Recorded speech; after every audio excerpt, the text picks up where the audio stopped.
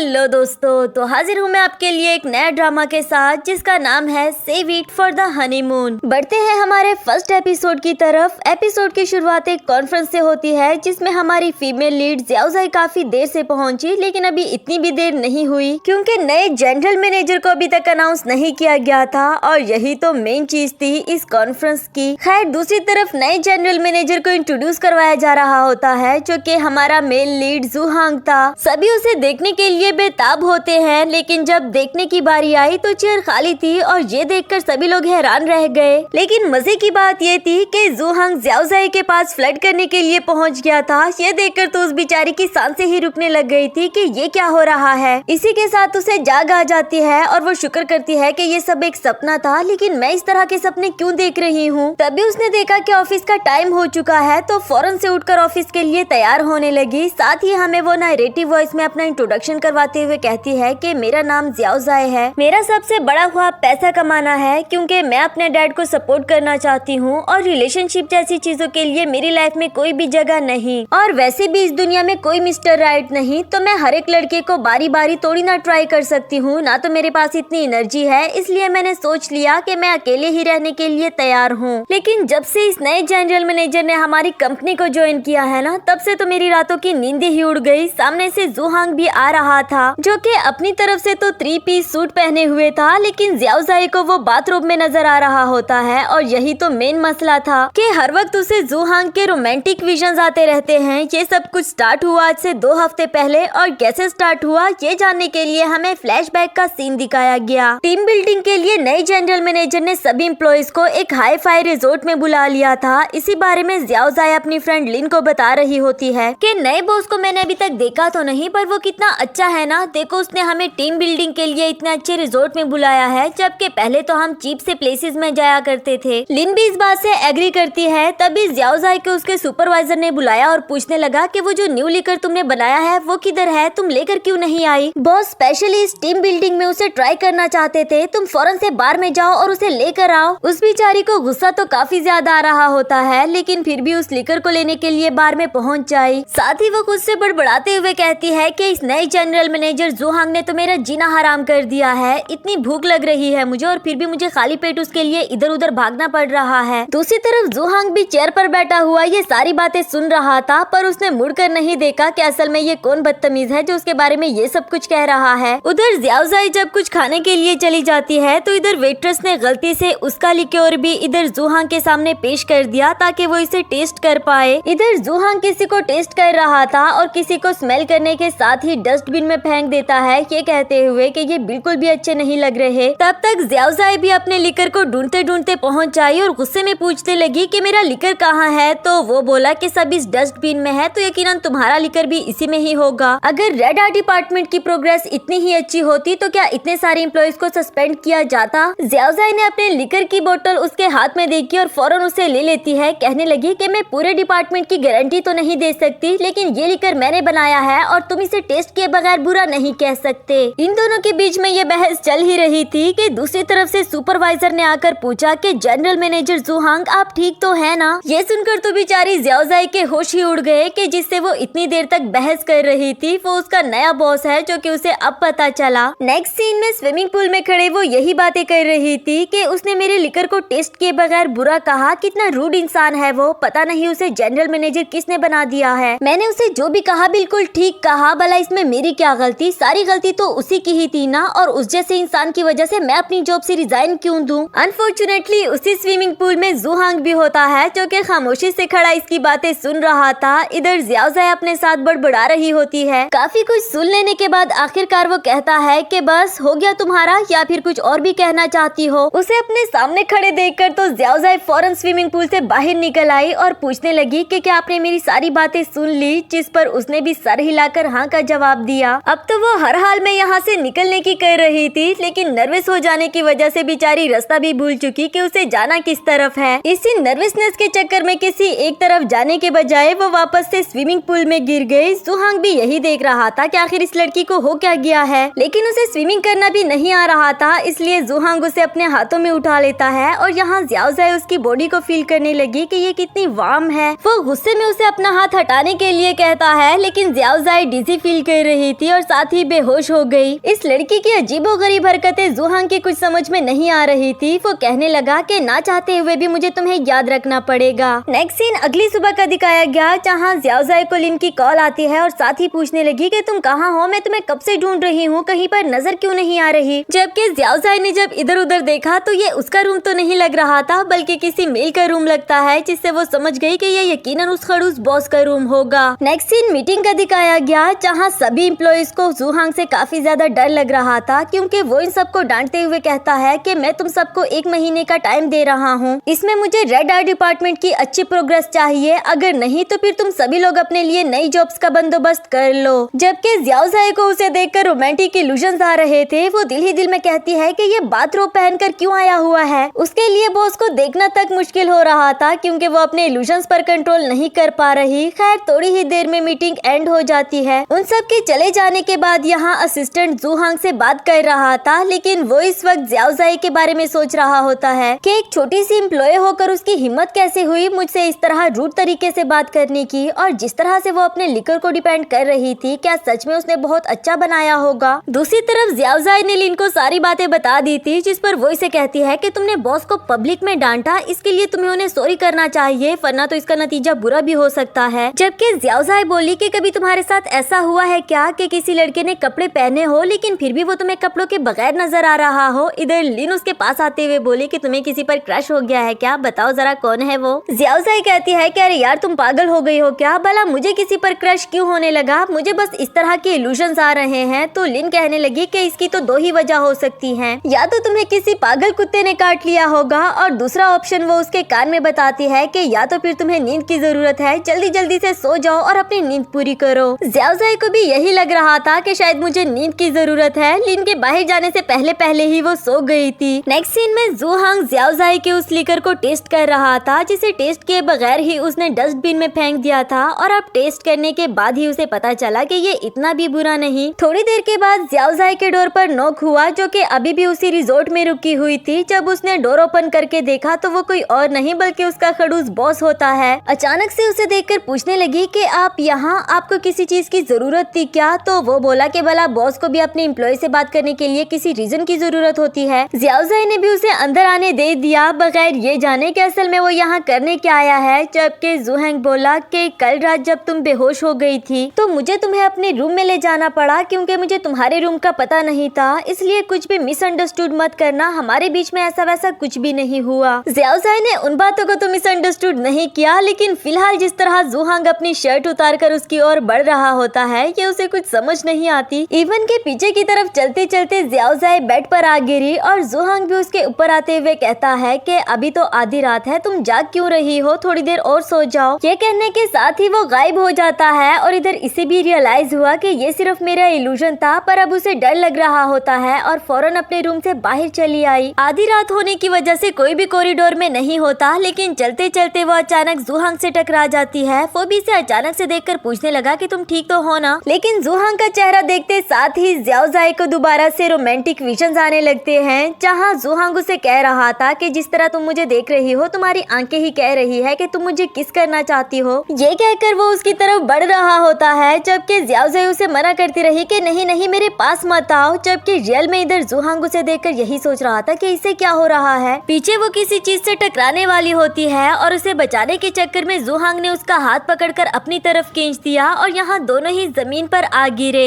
ये वाला मोमेंट काफी ज्यादा रोमांटिक लग रहा था कि तभी जुहांग ने देखा कि ऊपर से एक बॉक्स गिर रहा है, और ये ज़ियाओज़ाई के ऊपर ना गिरे, इसलिए वो उसे नीचे करके खुद ऊपर की तरफ आ जाता है। ये बॉक्स उसे काफी जोरों का लगा। ज़ियाओज़ाई ने भी इस बात को नोटिस किया कि बॉस ने मुझे बचाने की कोशिश की। नेक्स्ट सीन में वो अपने जख्म पर मेडिसिन लगा रहा होता है, और साथ साथ ही वो ज़ियाओज़ाई से उसके लिकर के बारे में बात कर रहा था कि मैंने उसे टेस्ट किया, इतना भी बुरा नहीं था जितना कि मैंने उसके बारे में पहले कहा था। इधर ज़ियाओज़ाई को बेचैनी हो रही थी कि अगर मैं यहीं पर रही तो मुझे दोबारा से रोमांटिक विजन्स आना स्टार्ट हो जाएंगे। वो किसी भी तरह करके यहाँ से जाना ही चाह रही थी कि जुहांग ने उसे आवाज देकर रोक दिया। वो कहता है कि मैंने काफी कोशिश की, लेकिन जख्म तक मेरा हाथ नहीं पहुँच रहा, तो क्या प्लीज तुम मेरे जख्म पर मेडिसिन लगा दोगी। ये बात तो उसके लिए खतरे की घंटी होती है, पर ये बात वो जुहांग को कैसे बताए, और मेडिसिन लगाने के लिए भी मना नहीं कर सकती थी। खुद को बचाने के लिए ये अभी सोच ही रही थी कि उधर जुहांग ने शर्ट भी उतार दी, और ये दिल ही दिल में सोचने लगी कि इसने तो सेकंड्स में शर्ट ही उतार दी। खैर अब अपनी आंखों पर हाथ रखकर वो उसके मेडिसिन लगाने लगती है। वो भी गलत ही जगह पर अप्लाई कर रही थी, जबकि जुहांग सोच रहा था कि इस लड़की को हो क्या गया है, क्योंकि उसने तो अभी तक अपनी शर्ट उतारी ही नहीं थी और ज़ियाओज़ाई को वो शर्ट के बगैर नजर आ रहा होता है। कहने लगा कि तुम्हें क्या हो गया, अभी तक तो मैंने अपनी शर्ट भी नहीं उतारी। ये देखकर वो बेचारी भी एम्बैरस हो गई कि ओ गॉड, दोबारा से इल्यूजन, मैं पागल हो गई हूँ या फिर अंधी। जुहांग ने अब उसे अपना मुंह फेरने के लिए कहा कि मैं अपनी शर्ट उतार दूं, जबकि ज़ियाओज़ाई खुद से ही बड़बड़ाते हुए कहती है कि गॉड प्लीज, ये मेरे साथ क्या हो रहा है। आप जानते हो कि मैं किसी से प्यार नहीं करना चाहती और ना ही शादी करना चाहती हूँ। जुहांग भी उसका ये बड़बड़ाना सुन रहा था। उसे तो यही लगता है कि शायद ये मुझे इग्नोर कर रही है, पर क्यों ये भी वो नहीं जानता।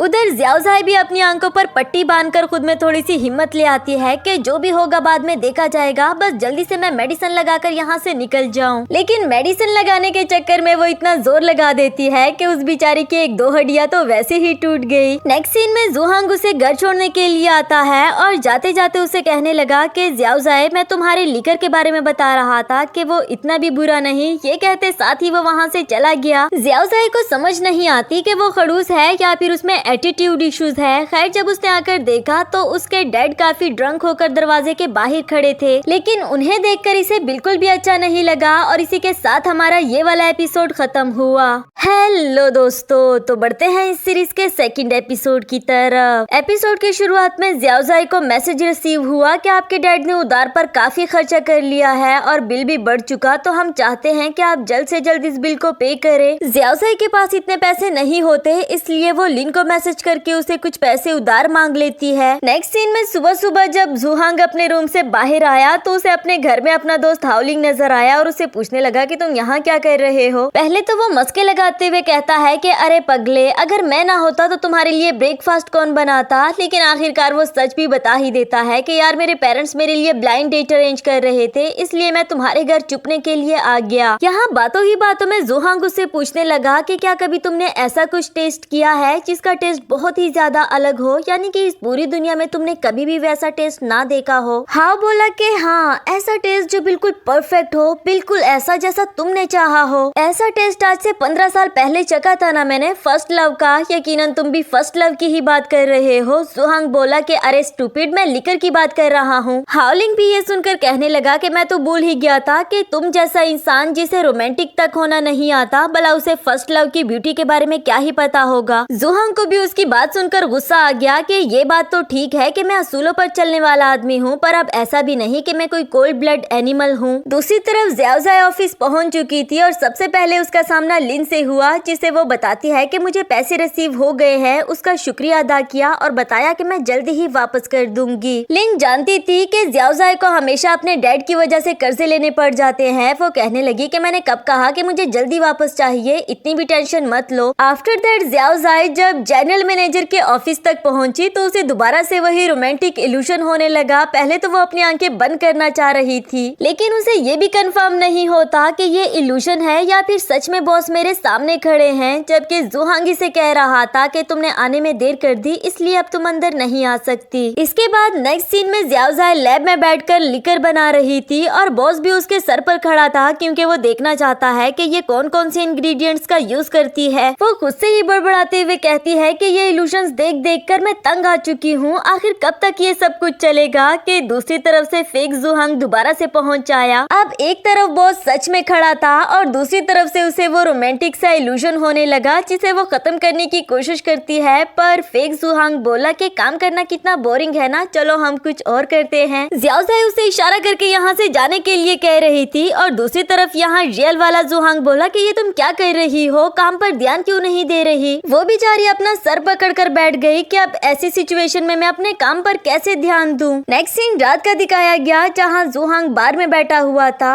और हाओलिंग उसे देखकर कहता है कि आजकल तुम रातों में कुछ ज्यादा देर तक नहीं जागने लगे, जो अभी तक तुम बार में बैठे हुए हो। वैसे ये लिकर इतना स्ट्रॉन्ग नहीं है, पर इसका टेस्ट काफी अच्छा है। जुहांग बोला कि यही तो वो टेस्ट है जिसे तुम फर्स्ट लव कह रहे थे। साथ साथ वो ज़ियाओज़ाई के बारे में सोच भी रहा होता है। असल में वो खुद भी नहीं जानता कि वो लिकर की तरफ अट्रैक्ट हुआ या फिर उस लड़की की तरफ। इधर हाओलिंग भी उसे कहता है कि मेरे ख्याल से तो जाकर उस लड़की को चेस करो, क्योंकि ऐसा पहली बार हुआ है कि तुम किसी लड़की की तरफ अट्रैक्ट हुए हो। दूसरी तरफ ज़ियाओज़ाई भी इसी बिल्डिंग के मार्ट में कुछ खाने पीने का सामान लेने के लिए आई थी और जाते वक्त अचानक से ही वो जुहांग से टकरा जाती है। दोनों ही एक एलिवेटर में थे जहाँ वो इसे इग्नोर करने की कोशिश कर रही थी। जुहांग बोला कि मैं तुमसे कुछ जरूरी बात करना चाहता था, तो मेरी कॉल रिसीव क्यों नहीं कर रही थी। वो तो इसके सवालों का कोई भी जवाब नहीं देती, लेकिन यहाँ अचानक से एलिवेटर खराब हो जाता है। ज़ियाओज़ाई को डर लग रहा था, इसलिए जुहांग ने उसे हक कर दिया और कुछ देर के लिए अब इन दोनों को ही इस खराब एलिवेटर में रुकना पड़ेगा। टाइम पास करने के लिए जुहांग उससे उसके लिकर के बारे में पूछने लगा कि अगर तुमने और भी प्रोग्रेस कर ली है तो मुझे अपना लिकर टेस्ट क्यों नहीं करवाया। जिस पर ज़ियाओज़ाई बोली कि मैं चाहती थी जब पूरी तरह से बन जाए तो तभी आपको टेस्ट करवाऊं। दूसरी तरफ से इल्यूजन वाला जुहांग कह रहा था कि क्या मैं तुम्हें टेस्ट कर सकता हूँ। ज़ियाओज़ाई उसे इशारा करके यहाँ से जाने के लिए कह रही थी, जबकि इधर रियल जुहांग उसके करीब जाने लगा। वो बेचारी दिल ही दिल में सोचने लगी कि कहीं इस रियल वाले पर फेक जुहांग का असर तो नहीं हो गया, ये मेरे करीब क्यों आ रहा है। जबकि वो इसके पास से एक चिप्स लेते हुए बोला कि मुझे भूख लग गई। ज़ियाओज़ाई अपना बर्गर आगे करते हुए बोली कि अगर आप माइंड ना करे तो मेरा बर्गर खा ले। उधर फेक जुहांग बोला कि मैं माइंड बिल्कुल भी नहीं करूंगा। और यहाँ तो वो बेचारी सांस भी नहीं ले पा रही, क्योंकि रियल वाला जुहांग बहुत ही ज्यादा खड़ूस था और फेक वाला जुहांग उससे फ्लर्ट पर फ्लर्ट किए जा रहा था। तो इस हाल में वो करे भी तो क्या करे। खैर कुछ ही देर में एलिवेटर ठीक हो गया। उन अंकल ने बताया कि अब आप दोनों यहाँ से जा सकते हो। ज़ियाओज़ाई की तो सांसें रुकी हुई थी, वो फौरन से लैब में जाकर कुछ देर के लिए सुकून करना चाहती थी। जबकि इधर जुहांग को भी लगा कि शायद उसकी तबीयत नहीं ठीक, वो उसके लिए पानी का गिलास ले आता है। ज़ियाओज़ाई फिलहाल उसे खुद से दूर भेजना चाहती थी। कहने लगी कि बॉस आप फिक्र नहीं करे, मैं लिकर को अच्छे से बना लूंगी और कल ही आपको इसके बारे में रिपोर्ट कर दूंगी। वही फेक जुहांग भी उसके सामने आते हुए कहता है कि अगर ऐसे झूठ बोलोगी तो फिर तुम्हारी नाक लंबी हो जाएगी। जबकि यहाँ रियल वाला जुहांग कहने लगा कि क्या तुम्हारी नजर में मैं एक ऐसा लड़का हूँ। अचानक उसके मुंह से ये बात सुनकर इधर ज़ियाओज़ाई सोचने लगी कि ओ गॉड, कहीं इसे ये फेक वाला जुहांग नजर तो नहीं आ रहा। उधर वो अपनी पिक्चर की तरफ जाते हुए कहता है कि तुम्हारी हिम्मत कैसे हुई मेरी पिक्चर को इस तरह से खराब करने की। इधर ज़ियाओज़ाई को भी रिलीफ मिल गया कि अच्छा ये पिक्चर की बात कर रहा है। फौरन से उसे काम डाउन करने के लिए बोली कि बॉस देखो ना, इसमें आप कितने मैनली लग रहे हो, कितने हैंडसम, थोड़ी थोड़ी दाढ़ी होना अच्छी बात है। जुहांग को तो गुस्सा आ रहा था कि मैं जैसा भी हूँ इससे तुम्हारा कोई लेना देना नहीं, अगर तुम्हें कोई मसला है तो फिर ये जॉब छोड़कर चली जाओ। ज़ियाओज़ाई बोली कि नहीं नहीं, आपने गलत समझ लिया, मेरी आपके लिए कोई इंटेंशंस नहीं। ये तो ऑफिस के सभी कुलीग जानते हैं कि ना मैं कभी डेट पर जाती हूँ और ना मेरा शादी का कोई इरादा है। इवन कि अगर इस पूरी दुनिया में सिर्फ मैं और आप ही बच जाए तब भी मेरे दिल में आपके लिए कोई फीलिंग्स नहीं होगी। हम दोनों सिर्फ अच्छे कुलीग्स ही बन सकते हैं। यहाँ तो जुहांग को गुस्सा आ गया कि क्या मतलब, क्या मैं इतना बुरा हूँ या दिखने में अच्छा नहीं लगता। गुस्से में अपनी पिक्चर को अनपेस्ट करते हुए वहाँ से चला गया। नेक्स्ट सीन में जुहांग अपने ग्रैंड पेरेंट्स के साथ टाइम स्पेंड कर रहा था और ग्रैंडपा से कहते हैं कि अब तुम अपने लिए कोई अच्छी सी लड़की क्यों नहीं ढूंढ लेते। ना तुम ब्लाइंड डेट पर जाना चाहते हो, ना तुम्हें डेट वाली कोई लड़की पसंद आती है। जुहांग बोला कि कोई लड़की तो नहीं पसंद, लेकिन एक लड़की के लिए मैं अपनी फीलिंग्स को क्लियर नहीं कर पा रहा। पर क्या ही फायदा, अगर इस पूरी दुनिया में हम दो भी बच जाएंगे ना, तब भी उसकी नजर में हम सिर्फ अच्छे कुलीग्स ही बन सकते हैं। यहाँ बैठे बैठे ही उसे ज़ियाओज़ाई का मैसेज आया कि बॉस मैं लिकर को बनाने के लिए काम कर रही हूँ, लेकिन मैं चाहती हूँ कि जब तक ये कंप्लीट ना हो जाए आप प्लीज मुझे देखने के लिए ना आए। जुहांग ने उससे पूछा कि ऐसा क्यों, जिस पर उसने इसे कुछ खास जवाब नहीं दिया और जुहांग को तो यही लग रहा था कि वो जानबूझकर मुझे अवॉइड करना चाह रही है। अगली सुबह लैब में आकर ज़ियाओज़ाई को काम पर लगे हुए देखकर उसे मैसेज करके पूछना चाहता था कि क्या प्रोग्रेस है, लेकिन फिर मैसेज करते करते रुक गया क्योंकि ज़ियाओज़ाई ने खुद ही मना किया था। आफ्टर दैट रात में जुहांग कंसर्ट से उठकर बाहर आ गया, जिस पर हाउलिंग आकर उसे पूछने लगा कि यार इतना मजा तो आ रहा था, तुम बाहर क्यों आ गए हो। वो बोला कि यार वैसे ही मैं इतनी उलझनों में फंसा हुआ हूँ, अंदर मुझे सांस नहीं आ रही थी इसलिए बाहर आ गया हूँ। वैसे एक बात बताओ, अगर किसी लड़की को मुझ पर क्रश हो तो क्या वो मुझे अवॉइड करेगी। हाउलिंग तो फौरन से कहता है कि कौन है वो लड़की, चलो जल्दी से मुझे मिलवाओ उससे। जबकि जुहांग बोला कि रुक जाओ यार, मैंने उसे वादा किया है कि जब तक लिकर कंप्लीट नहीं हो जाता मैं उसके सामने नहीं आऊंगा। हाउलिंग बोला कि भाई उसे तुझ पर क्रश हो या ना हो, पर तू सच में प्यार में फंस गया है, अब जल्दी से टाइम वेस्ट किए बगैर उस लड़की को प्रपोज कर दे। जुहांग बोला कि कैसे कर दूं, वो लड़की तो ना डेट पर जाना चाहती है ना उसे शादी करनी है, ये जरा अजीब नहीं नहीं। दूसरी तरफ लिन भी ज़ियाओज़ाई का मजाक उड़ा रही थी कि तुम्हें अभी भी बॉस के वो नेक्ट वाले इल्यूजन आते हैं या फिर सब कुछ ठीक हो गया। वो बोली कि यार कुछ भी ठीक नहीं हुआ, मुझे तो लगता है कि मेरे दिमाग में ही कोई खराबी आ गई है। तुम्हें पता है मेरे इल्यूशंस में आकर बॉस मुझे किस करना चाहता है। वैसे तो लिन को ये सब कुछ बहुत फनी लग रहा था, लेकिन फिर भी वो इसे मशवरा देते हुए कहती है कि अगर बॉस तुम्हें किस करना ही चाहता है तो तुम भी किस कर दो, हो सकता है कि उसके बाद तुम्हारे ये इल्यूशंस भी खत्म हो जाए। नेक्स्ट सीन अगली सुबह लैब का दिखाया गया, जहाँ ज़ियाओज़ाई तो अपने काम पर फोकस करना चाह रही थी, लेकिन उसके वो रोमांटिक इल्यूजन उसे फोकस करने ही नहीं देते। अपना ध्यान भटकाने की भी उसने काफी कोशिश की, लेकिन इल्यूजन वाला ज़ुहांग उसका पीछा ही नहीं छोड़ रहा। वो हर तरफ उसके पीछे पीछे ही जाए जा रहा था। आखिरकार तो उस बेचारी को बहुत ज्यादा गुस्सा आ जाता है कि क्या करूं मैं, कैसे अपने काम पर फोकस करूं। तभी उसे लिन की बात याद आई कि अगर बॉस तुम्हें किस करना चाहता है तो तुम भी किस कर ही दो। अब वो इमेजिन कर रही थी कि क्यों ना मैं एक बोल्ड गर्ल बनकर उसके सामने जाऊं और आखिरकार उसे कह ही दूं कि मैं उसे प्यार करती हूं और उसे किस भी कर दूं। नहीं नहीं नहीं, मैं ऐसा नहीं कर सकती, ना उसे ये पता लगने दे सकती हूँ कि मुझे उससे प्यार हो गया है। मुझे कोई सीक्रेट रास्ता ही ढूंढना होगा। इसके बाद वो सीक्रेट वे को भी इमेजिन करती है कि किसी भी तरह करके वो ज़ुहांग को बेहोश कर दे और फिर चोरी छुपे उसके ऑफिस में आकर उसे चोरी से किस कर दे। लेकिन उसे ये वाला वे भी कुछ खास पसंद नहीं आया। फिर गुस्से में उठकर वो ज़ुहांग की पिक्चर को और भी गंदा करने लग जाती है। उसे ये हरकत करते हुए इधर ज़ुहांग ने भी बाय चांस देख लिया। उसे तो यही लग रहा था कि शायद इसकी नजर में मैं बहुत बुरा इंसान हूँ। खैर उसे आवाज देकर लिकर के प्रोग्रेस के बारे में पूछने लगा। ज़ियाओज़ाई भी उसे देखकर फौरन से उस पिक्चर को छुपा लेती है। साथ ही वो बताती है कि बस जल्दी ही लिकर कंप्लीट हो जाएगा। ज़ुहांग बोला कि अगर कोई भी मसला हो तो तुम मुझसे फ्रैंक होकर बात कर सकती हो। ये कहकर वो तो वहाँ से चला गया और इधर ज़ियाओज़ाई सोचने लगी कि बॉस इतना खड़ूस है, क्या मैं सच में इससे फ्रैंक होकर बात कर सकती हूँ। इसी के साथ हमारा ये वाला एपिसोड भी खत्म हुआ।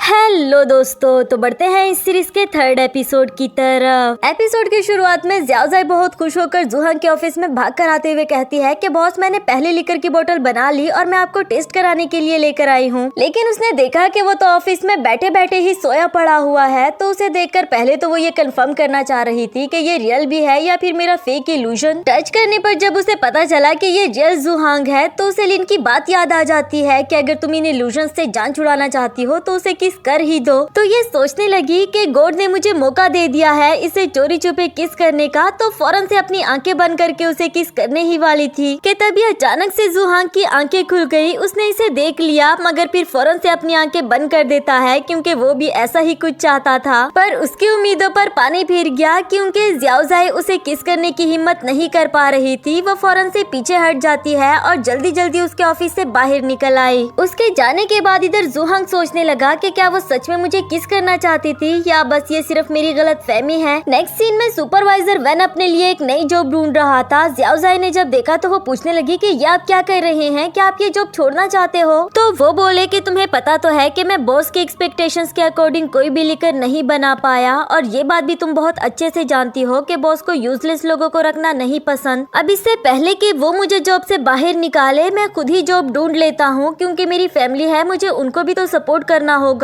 लेकिन ज़ियाओज़ाई ने उनके हाथ से वो पोस्टर ले लिया और कहती है कि नहीं, आप ये जॉब छोड़कर नहीं जाने वाले। नेक्स्ट सीन मीटिंग का दिखाया गया जहां सभी एम्प्लॉइज को काफी ज्यादा डर लग रहा होता है क्योंकि अगर बॉस को उनका बनाया हुआ लिकर पसंद नहीं आया तो वहीं पर ही इन्हें फायर कर दिया जाएगा। बारी बारी टेस्ट करने के बाद जब ज़ियाओज़ाई का लिकर सामने आया तो इसकी स्मेल से ही ज़ुहांग ने पहचान लिया और वो कहता है कि इसको जिसने भी बनाया है वो मुझे ब्रीफ करे। सुपरवाइजर वैन खड़ा होकर उन्हें ब्रीफ करने लगता है जबकि ज़ुहांग को तो ये लिकर ज़ियाओज़ाई का लग रहा था। कहने लगा कि सुपरवाइजर वैन, क्या इससे आपका कोई लेना देना है। वो बोले कि हाँ बिल्कुल, इस लिकर को काफी मेहनत करने के बाद मैंने और ज़ियाओज़ाई ने मिलकर बनाया है। यानी कि उसने अपना लिकर सुपरवाइजर वैन को दे दिया। वो इसका कोई भी क्रेडिट नहीं लेती और ये बात ज़ुहांग को बिल्कुल भी अच्छी नहीं लगी। वो कहता है कि सुपरवाइजर वैन आपको मुबारक हो। लेकिन दूसरी तरफ ज़ियाओज़ाई को उसने फायर कर दिया। सुपरवाइजर वैन उनको एक्सप्लेन करना चाहता था लेकिन इधर ज़ियाओज़ाई ने उनको इशारा करके ना करने के लिए कहा। इसके बाद ज़ियाओज़ाई बेचारी अपना सामान पैक करके जा रही थी। लिन उसे पूछती है कि तुमने सारा क्रेडिट सुपरवाइजर वेन को क्यों दिया और फिर उन्हें मौका क्यों नहीं दिया कि वो बॉस के सामने एक्सप्लेन करे। तभी दूसरी तरफ से जुहांग पहुंच आया, जिसने ज़ियाओज़ाई को अपने साथ गाड़ी में बैठने के लिए कहा। लिन भी उसे उसके साथ जाने के लिए कहती है कि अगर कोई प्रॉब्लम हो तो मुझे कॉल कर देना। गाड़ी में बैठने के बाद जुहांग का भी यही सवाल था कि तुमने खुद को क्रेडिट क्यों नहीं दिया, जबकि ये लिकर तो तुमने अकेले बनाया था।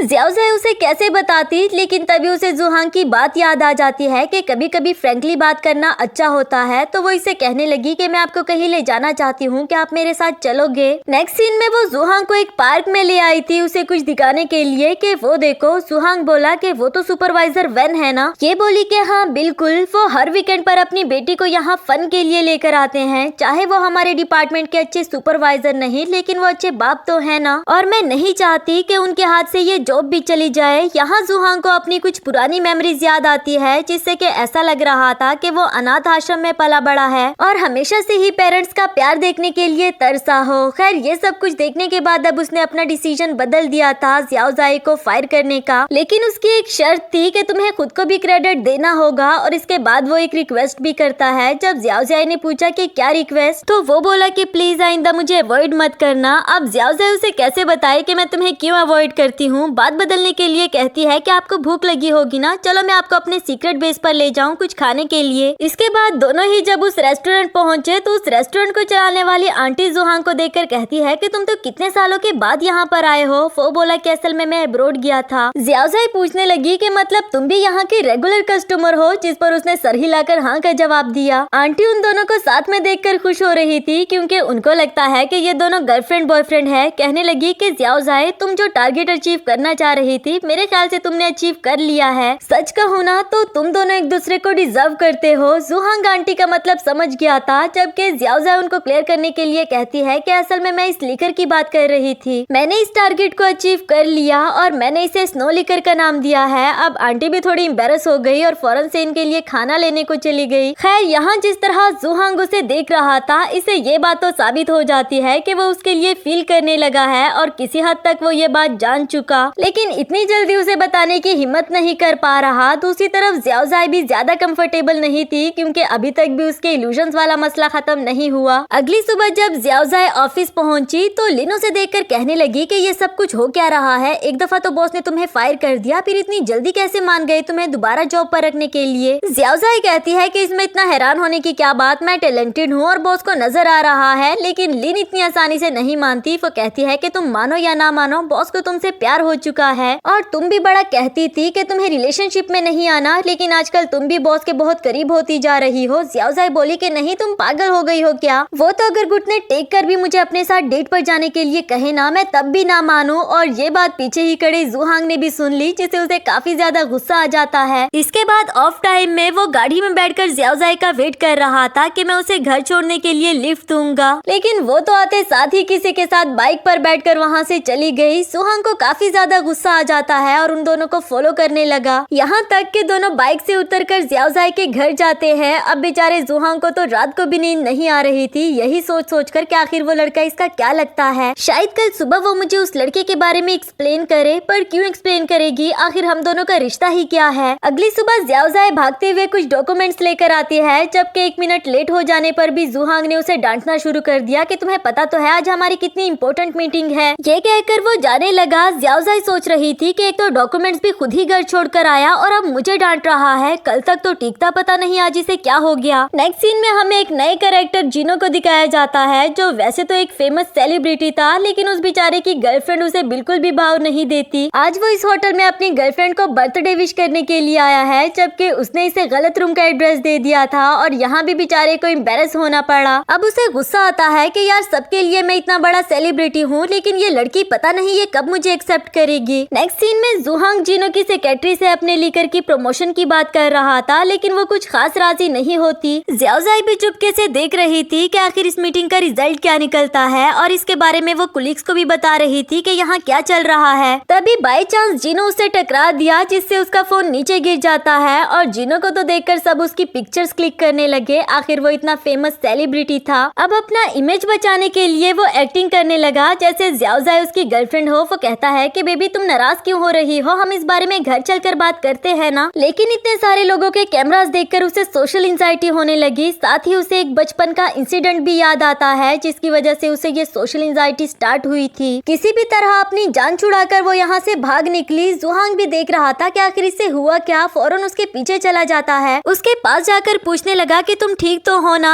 जबकि ज़ियाओज़ाई अपने लिए ऑक्सीजन कलेक्ट करने की कोशिश कर रही थी। दूसरी तरफ से जिनो भी पहुंच आया, जो माफी मांगते हुए कहता है कि तुम ठीक तो हो ना, मैं बस चाहता था कि तुम मेरी गर्लफ्रेंड बनने की एक्टिंग करो। जुहांग को ये बात अच्छी नहीं लगी। वो आगे आते हुए बोला कि तुम खुद को समझते क्या हो कि तुम जो चीज भी चाहोगे उसे खरीद लोगे। लेकिन ज़ियाओज़ाई सामने आकर बोली कि मैं तुम्हारी गर्लफ्रेंड बनने के लिए तैयार हूँ अगर तुम मेरे स्नो लिकर की प्रमोशन करने के लिए राजी हो जाओ। यानी कि फ्यूचर में जुहांग इन दोनों को साथ में देखकर खूब जलने वाला है। इसी के साथ हमारा ये वाला एपिसोड भी खत्म हुआ। हेलो दोस्तों, तो बढ़ते हैं इस सीरीज के 4th एपिसोड की तरफ। एपिसोड के शुरुआत में जुहांग लेटा हुआ अभी भी ज़ियाओज़ाई के बारे में सोच रहा था कि किस तरह उसने जिनो को उसकी गर्लफ्रेंड बनने के लिए हाँ कर दी। लेकिन उससे भी ज्यादा जो बात उसे परेशान कर रही थी वो ये कि अचानक से वो भागकर क्यों चली गई थी और आखिर उसे हुआ क्या था। यही सारी बातें उसे सोनी नहीं दे रही थी। तो वो उठकर उसके सिम्टम्स के बारे में सर्च करने लगा और आखिरकार डायग्नोज कर लेता है कि उसे सोशल एंजाइटी है। नेक्स्ट सीन लैब का दिखाया गया, जहां लिन ज़ियाओज़ाई के पास आते हुए कहती है कि आज तुमने ड्रिंक करने का कैसे सोच लिया, क्या कहीं दोबारा तुम्हें वो इल्यूजन्स तो परेशान नहीं कर रहे। वैसे एक बात बताओ, ये किस तरह की इल्यूजन्स है जो तुम्हारा पीछा ही नहीं छोड़ रहे। ज़ियाओज़ाई बोली कि कभी तो वो इतना रूड बनकर मेरे सामने आता है जैसे डोमिनेंट बॉस हो, और कभी वो इतना मासूम बन जाता है जैसे कि क्यूट रैबिट और मुझसे फ्लर्ट करने लगता है। साथ ही साथ वो उन इल्यूजन्स को सोच भी रही थी और कहती है कि इन्हीं बातों की वजह से मैं तंग आ चुकी हूँ। तब तक दूसरी तरफ लिन को किसी ने आवाज दे दी और उसे जाना पड़ गया। अब ज़ियाओज़ाई को यहाँ अकेले ही ड्रिंक करना पड़ता है। थोड़ी ही देर में दूसरी तरफ से जुहांग भी उसके लिए कुछ लेकर आया था और तब तक तो ज़ियाओज़ाई भी अच्छे से ड्रंक हो चुकी। फिर उठकर उसकी पिक्चर के सामने जाकर खड़ी हो गई और कहती है कि तुमने ही कहा था ना कि कभी कभी फ्रैंकली बात करना अच्छा होता है, इसलिए मैं तुम्हें फ्रैंकली बता रही हूँ। उस रात जब हम दोनों पहली बार मिले थे तब से लेकर अब तक मुझे तुम्हारे इल्यूजन्स परेशान कर रहे हैं। कभी तुम बॉसी बन जाते हो और कभी तुम मेरे साथ फ्लर्ट करते हो। मुझे समझ नहीं आ रही कि आखिर तुम चाहते क्या हो। जुहांग भी खड़ा उसकी बातें सुन रहा था, लेकिन जब ज़ियाओज़ाई ने उसे देखा तो उसे यही लग रहा होता है कि ये भी मेरा इल्यूजन ही होगा। कहने लगी कि देखा, फ्रैंकली बात करने से तो मेरा इल्यूजन और ज्यादा बढ़ गया है और अब तो ऐसा लग रहा है जैसे तुम रियल में मेरे सामने खड़े हो। यही बातें करते करते वो टुन होकर सोफा पर गिर पड़ी और इधर जुहांग खड़ा देख रहा था। अब तक तो वो सारी बातें समझ चुका कि ये मुझे हमेशा अवॉइड क्यों करती रहती थी। नेक्स्ट सीन अगली सुबह का दिखाया गया, जहाँ ज़ियाओज़ाई की आंखें खुली तो वो अपने घर में ही थी। जब वो सीढ़ियों से नीचे उतर कर आई तो जुहांग उसके सामने ही खड़ा था, लेकिन उसे देखकर भी वो कहती है कि अब मुझे अपने इल्यूजन के साथ रहना सीखना ही पड़ेगा। उसे इग्नोर करके अपना काम करने लगी। तभी उसके डोर पर बेल बजी। डोर ओपन करने पर उसका नाइबर था, जो कि उसे लिया हुआ स्टूल वापस लेने के लिए आया था। अचानक से उसकी नजर जुहांग पर पड़ी और कहने लगा कि तुमने बॉयफ्रेंड ढूंढ लिया है क्या, बड़ा क्यूट लग रहा है। यहाँ उस बेचारी को रियलाइज हुआ कि ओ गॉड, जुहांग सच में मेरे घर आया हुआ है और फिर फौरन से उस नाइबर को भी यहाँ से भगा दिया। पूछने लगी कि बॉस आप यहाँ किसी काम से आए हैं क्या। जल्दी जल्दी से अपना बिखरा हुआ घर भी समेटने लगी। उसे नर्वसनेस हो रही थी कि अब बॉस सामने आ गया है तो इल्यूजन भी आता ही होगा। जुहांग बोला कि अच्छा तो ये लड़का तुम्हारा नाइबर है और उस रात जिस लड़के के साथ तुम बाइक पर आई थी यकीनन वो भी यही वाला लड़का होगा। ज़ियाओज़ाई पूछती है कि आपको कैसे पता, तो उसने बहाना लगा दिया कि बस मैंने तो ऐसे ही अंदाजा लगाया। इधर ज़ियाओज़ाई सोच रही थी कि काफी टाइम हो गया और मुझे इल्यूजन नहीं आया, मतलब कि मैं रिकवर्ड हो गई हूँ, अब मुझे इल्यूजन्स नहीं आएंगे। ये बात तो उसे काफी ज्यादा खुश कर देती है और उसे इतना खुश देखकर इधर जुहांग बोला कि क्या हुआ, इतना खुश क्यों हो रही हो। ज़ियाओज़ाई बताती है कि असल में एक प्रॉब्लम मुझे परेशान कर रही थी, लेकिन अब वो सॉल्व हो चुकी। जुहांग कहने लगा कि अच्छा तो इसका मतलब कि अब तुम्हें इल्यूजन्स परेशान नहीं कर रहे, चलो अच्छी बात है, अब फ्यूचर में मुझे अवॉइड मत करना। जबकि ज़ियाओज़ाई सोच रही थी कि इसे इस बारे में कैसे पता। इसके बाद जुहांग पूछ रहा था कि क्या तुम सच में सारी लाइफ सिंगल रहना चाहती हो, तो वो बोली कि हाँ बिल्कुल, ये देखो मैंने तो अपनी सारी लाइफ की प्लानिंग भी कर रखी है। यहाँ वो इसका दिल बदलने की कोशिश कर रहा होता है कि तुम्हें एक बार दोबारा सोच लेना चाहिए। जबकि ज़ियाओज़ाई उसे ये बात नहीं बताना चाहती कि मैं तुम्हारे लिए फील करने लगी हूँ। कहने लगी कि हमें ऑफिस के लिए देर हो रही है, चलो हम साथ में चलते हैं। अपना बैग उठाते हुए उसे कुछ बुक्स नीचे गिर गई जो कि जुहांग उसके लिए लेकर आया था। यहाँ एक डायरी में सोशल एंजाइटी को कंट्रोल करने के लिए जुहांग ने उसके लिए सारी सारी इंस्ट्रक्शंस लिख दी थी, जिसे पढ़ते पढ़ते ज़ियाओज़ाई काफी ज्यादा इमोशनल हो जाती है, क्योंकि इससे पहले किसी ने भी उसके बारे में इतना नहीं सोचा था। अब वो भी जुहांग को अपने दिल की बात बता देना चाहती थी, लेकिन बताने के बजाय वो डायरेक्टली उसे किस कर देती है। इसने तो एक छोटी सी किस की थी, लेकिन जुहांग भी अपने इमोशंस को कंट्रोल नहीं कर पाया। यहाँ दोनों ही रोमांटिक हो जाते हैं। इसी दौरान ज़ियाओज़ाई अपने कोट में इजी फील नहीं कर रही थी और इसे उतारने ही वाली होती है कि इधर जुहांग ने उसे रोक लिया। वो कहता है कि क्यों ना हम इसे हनीमून के लिए सेव कर ले। अचानक से शादी का सुनकर ज़ियाओज़ाई को दोबारा से इल्यूजन्स आने लगे कि इसका मतलब तो मैं इसके साथ जुड़ जाऊंगी और ये हमेशा मुझे अपने साथ बांध कर रखेगा। इवन के नींद में भी उसे इसी तरह के सपने परेशान कर रहे होते हैं और वो गॉड से माफी मांगने लगी कि मैंने उसे किस करके बिल्कुल भी अच्छा नहीं किया। इसके बाद जब ऑफिस में भी इन दोनों का आमना सामना हुआ तो जुहांग को देखकर ज़ियाओज़ाई ऐसे भाग गई जैसे वो सामने आई ही ना हो, जबकि इधर ये बेचारा सोच रहा था कि आखिर मैंने गलत ही क्या कहा था। नेक्स्ट सीन में ज़ियाओज़ाई के डोर पर नॉक हुआ कि आपका पार्सल आया है। वो सोचने लगी कि मैंने तो कुछ भी ऑर्डर नहीं करवाया था। खैर जब उसने डोर ओपन करके देखा तो वो जुहांग था। उसे देखकर तो ज़ियाओज़ाई दरवाजा बंद करना चाहती थी, पर वो इसे दरवाजा बंद करने नहीं देता कि आखिर तुम मुझे इग्नोर क्यों कर रही हो। जिस पर ये बोली कि मैं चाहती हूँ उस रात जो कुछ भी हुआ तुम उसे भूल जाओ, ऐसे समझो जैसे मैंने तुम्हें किस नहीं किया। जुहांग बोला पर मैंने सिर्फ इतना ही कहा था कि हम इसे हनीमून के लिए सेव कर लेते हैं क्योंकि मैं तुमसे शादी करना चाहता हूँ। बात करने से पहले ही ज़ियाओज़ाई ने उसके मुंह पर हाथ रख दिया क्योंकि इसे शादी करने से डर लग रहा होता है। अब जुहांग को भी गुस्सा आ गया। वो कहता है कि मैं तुम्हारा पपेट नहीं हूँ कि एक टाइम तुम मेरे करीब आओ और दूसरे टाइम तुम मुझे अपने आप से दूर करने के लिए कहती हो, ऐसा थोड़ी ना होता है। ये बातें कहकर वो वहाँ से चला गया। इधर ज़ियाओज़ाई अपने पास्ट के बारे में सोचने लगी, जहाँ वो अपने एक्स से शादी करने वाली थी, लेकिन उसकी मॉम ने ज़ियाओज़ाई को डांट दिया कि तुम मेरे बेटे से शादी करके ये चाहती हो कि तुम्हारी फैमिली का मैस भी हम संभालें, ऐसा कभी नहीं हो सकता। फिर अपने बेटे का हाथ पकड़कर वहाँ से ले गई। इसीलिए ही तो ज़ियाओज़ाई को आज तक शादी से डर लगता है। नेक्स्ट सीन में जुहांग के पेरेंट्स उसे कहते हैं कि अब तो तुम्हारी छोटी सिस्टर ने भी अपने लिए बॉयफ्रेंड ढूंढ लिया, तुम बताओ क्या बना उस लड़की का जिसके बारे में तुम बात कर रहे थे। जुहांग बोला कि मैंने उस बारे में बहुत सोचा, पर हम दोनों सिर्फ कुलीग्स ही बन सकते हैं, क्योंकि आपको पता है जब मैंने उसे शादी की बात की तो वो ओवर रिएक्ट कर रही थी और मुझे एक्सप्लेन करने का मौका भी नहीं दिया। यहाँ डैड कहने लगे कि बेवकूफ इंसान, इतनी जल्दी शादी की बात कौन करता है, तुमने ही तो शादी की बात करके डरा दिया है उसे। मॉम बोली कि अब फौरन से जाकर उसे माफी मांगो। नेक्स्ट सीन मीटिंग का दिखाया गया, जहाँ जीनो की टीम के साथ प्रमोशन की बात आगे बढ़ने वाली थी, लेकिन जुहांग कुछ ज्यादा खुश नजर नहीं आ रहा था। यही बात लिन भी ज़ियाओज़ाई से पूछने लगी कि इसे क्या हुआ, प्रमोशन हो तो रही है फिर भी ये खुश नजर क्यों नहीं आ रहा।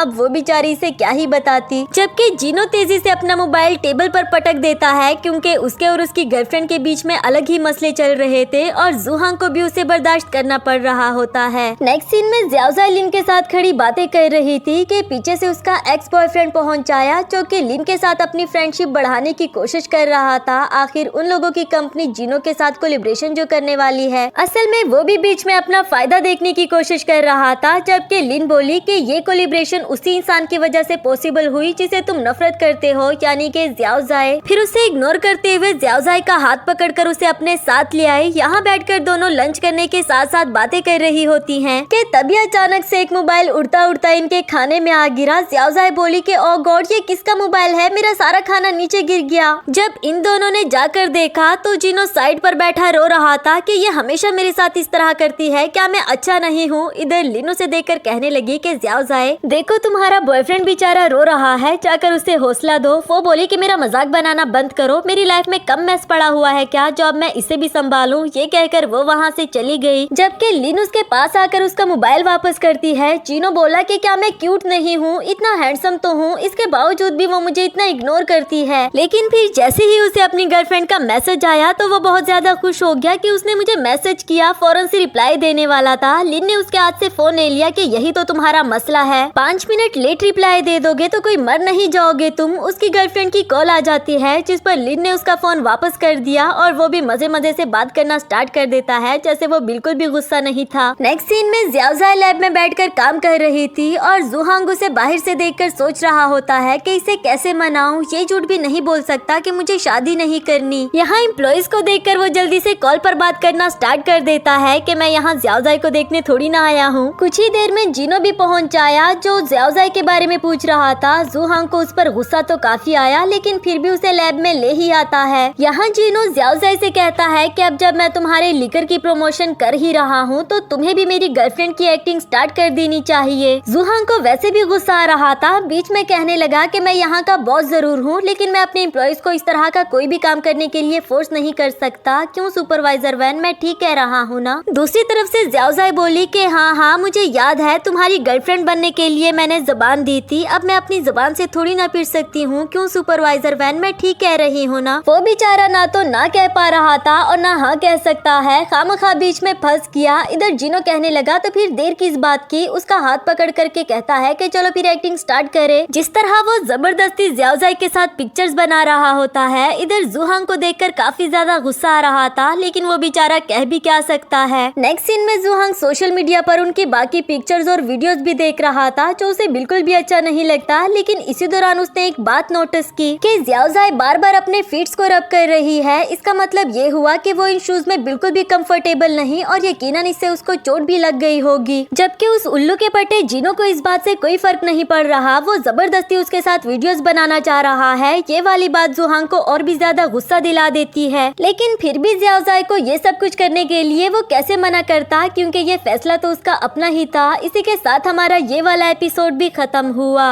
हेलो दोस्तों, तो बढ़ते हैं इस सीरीज के 5th एपिसोड की तरफ। एपिसोड की शुरुआत में जिनो बीच साइड पर जाने के लिए तैयार हो रहा था। ज़्याओज़ाई के आने पर वो उसे एक रिवेलिंग ड्रेस देते हुए कहता है कि इसे पहन लो। ये देखकर वो बोली कि ये बहुत ज्यादा रिवेलिंग है, मैं इसे कैसे पहन सकती हूँ। लेकिन जिनो कहता है कि हम बीच साइड पर जा रहे हैं तो तुम्हें ऐसी ही ड्रेसिंग करनी चाहिए। अगर तुम मेरे साथ कोऑपरेट नहीं करती तो फिर मैं भी तुम्हारे लिकर की प्रमोशन के लिए इनकार कर देता हूँ। अब तो ना चाहते हुए भी ज़्याओज़ाई को उसकी बात माननी पड़ी, लेकिन दिल ही दिल में उसे बुरा भी लग रहा था कि पता नहीं ये सब कुछ कब तक चलता रहेगा और मुझे कब तक इसकी बातें माननी होगी। थोड़ी ही देर में दूसरी तरफ से जुहांग पहुंच आया जो कि इसके लिए काफी कुछ लेकर आया था। उसे अचानक से अपने सामने देखकर इसका भी चेहरा किल सा जाता है। वो भी इसके पास आते साथ ही पूछने लगा कि तुम्हारे पाँव का जख्म कैसा है, अब ये बैंडेज लो और इसे लगा लो। ये भी बताया कि मैं जितना कुछ लेकर आया हूँ ये सब कुछ कंपनी की तरफ से है ताकि वो एम्बैरस ना हो और लेने से भी इनकार ना करे। ज़्याओज़ाई ने भी उसका शुक्रिया अदा किया, जिसके बाद जुहांग वहाँ से वापस जाने वाला था लेकिन उसे लिए बगैर इसका जाने को दिल भी नहीं कर रहा था। इसलिए मुड़कर पूछने लगा कि अगर तुम चाहो तो अभी भी मेरे साथ जा सकती हो। जाना तो वो भी चाहती थी पर तभी उसे अपने पास्ट की बातें याद आ जाती है जब उसके एक्स की मॉम ने इसे बातें सुनाई थी कि ये कभी भी किसी का घर नहीं बसा सकती, इसे सिर्फ लोगों को बेवकूफी बनाना आता है। जिस तरह इसकी मॉम इसके डैड को छोड़कर चली गई थी ये भी यकीनन वैसी ही होगी क्योंकि ये भी तो उसी का ही खून है। यहाँ प्रेजेंट में उसकी आंखों से आंसू आने लगे। जुहांग उसके आंसू देखकर बेचैन हो जाता है और बेसब्री से पूछने लगा कि क्या हुआ है, प्लीज मुझे बताओ। तो वो बोले कि कुछ नहीं, बस मुझे पुराना कुछ याद आ गया था। अब तो वो हर हाल में उसके पास्ट के बारे में जानना चाहता है कि प्लीज मुझे बताओ, लेकिन ज़्याओज़ाई ने कुछ इमोशनल फलसफे जानने के अलावा उसे और कुछ भी नहीं बताया। आखिर में वो कहती है कि मैं जानती हूँ आपको मेरी परवाह है और मैं इसे अप्रिशिएट भी करती हूँ, लेकिन फिलहाल जो मैं कर रही हूँ प्लीज वो मुझे करने दे। अब तो जुहांग के पास और कोई चारा नहीं था सिवाय वहाँ से अकेले ही वापस जाने के। उसका दिल भी नहीं होता लेकिन उसे जाना पड़ा। यही लटका हुआ मुंह लेकर जब वो बाहर से गुजर रहा था तभी उसने जिनो की बातें सुनी जो अपनी गर्लफ्रेंड से कह रहा था कि वो लड़की और मैं तो सिर्फ प्रिटेंड कर रहे हैं, मेरे दिल में तो उसके लिए कुछ भी नहीं। तुम्हें पता तो है कि मैं कितना फेमस हूँ, अब हर कोई मुझसे चिपकने की कोशिश तो करता है लेकिन मैं किसी को भी अपना फायदा उठाने नहीं दूंगा और ये बात भी तुम्हें पता है कि मेरे दिल में सिर्फ तुम ही रहती हो। यहाँ तो जुहांग से बिल्कुल भी बर्दाश्त ना हुआ और जिनो को पकड़कर उसे पीटना शुरू कर देता है। काफी सारे लोग भी इन दोनों को छुड़ाने के लिए जमा हो गए। दूसरी तरफ से ज़्याओज़ाई भी पहुंच आई थी जो कि आवाजें लगाकर इन दोनों को लड़ाई खत्म करने के लिए कहती है, लेकिन इतने शोर में उसकी ये आवाजें इन दोनों तक कहां पहुंचती। अब वो कोई और रास्ता सोच रही थी कि तभी उसे साइड पर पड़ा हुआ फायर एक्सटिंग्विशर नजर आया और इसकी मदद से वो यहाँ पर बहुत सारा धुआं बना देती है जिसमें से कोई भी किसी को पहचान नहीं पा रहा था। लेकिन ज़्याओज़ाई जल्दी से जुहांग का हाथ पकड़कर उसे अपने साथ भागने के लिए कहती है। इसी दौरान हम देखते हैं कि ज़्याओज़ाई को तो इल्यूजन्स आना बंद हो चुके थे लेकिन अब जुहांग को रोमांटिक इल्यूजन्स आने लगे। उसे ऐसा लग रहा था जैसे हम दोनों ने ही वेडिंग ड्रेस पहना है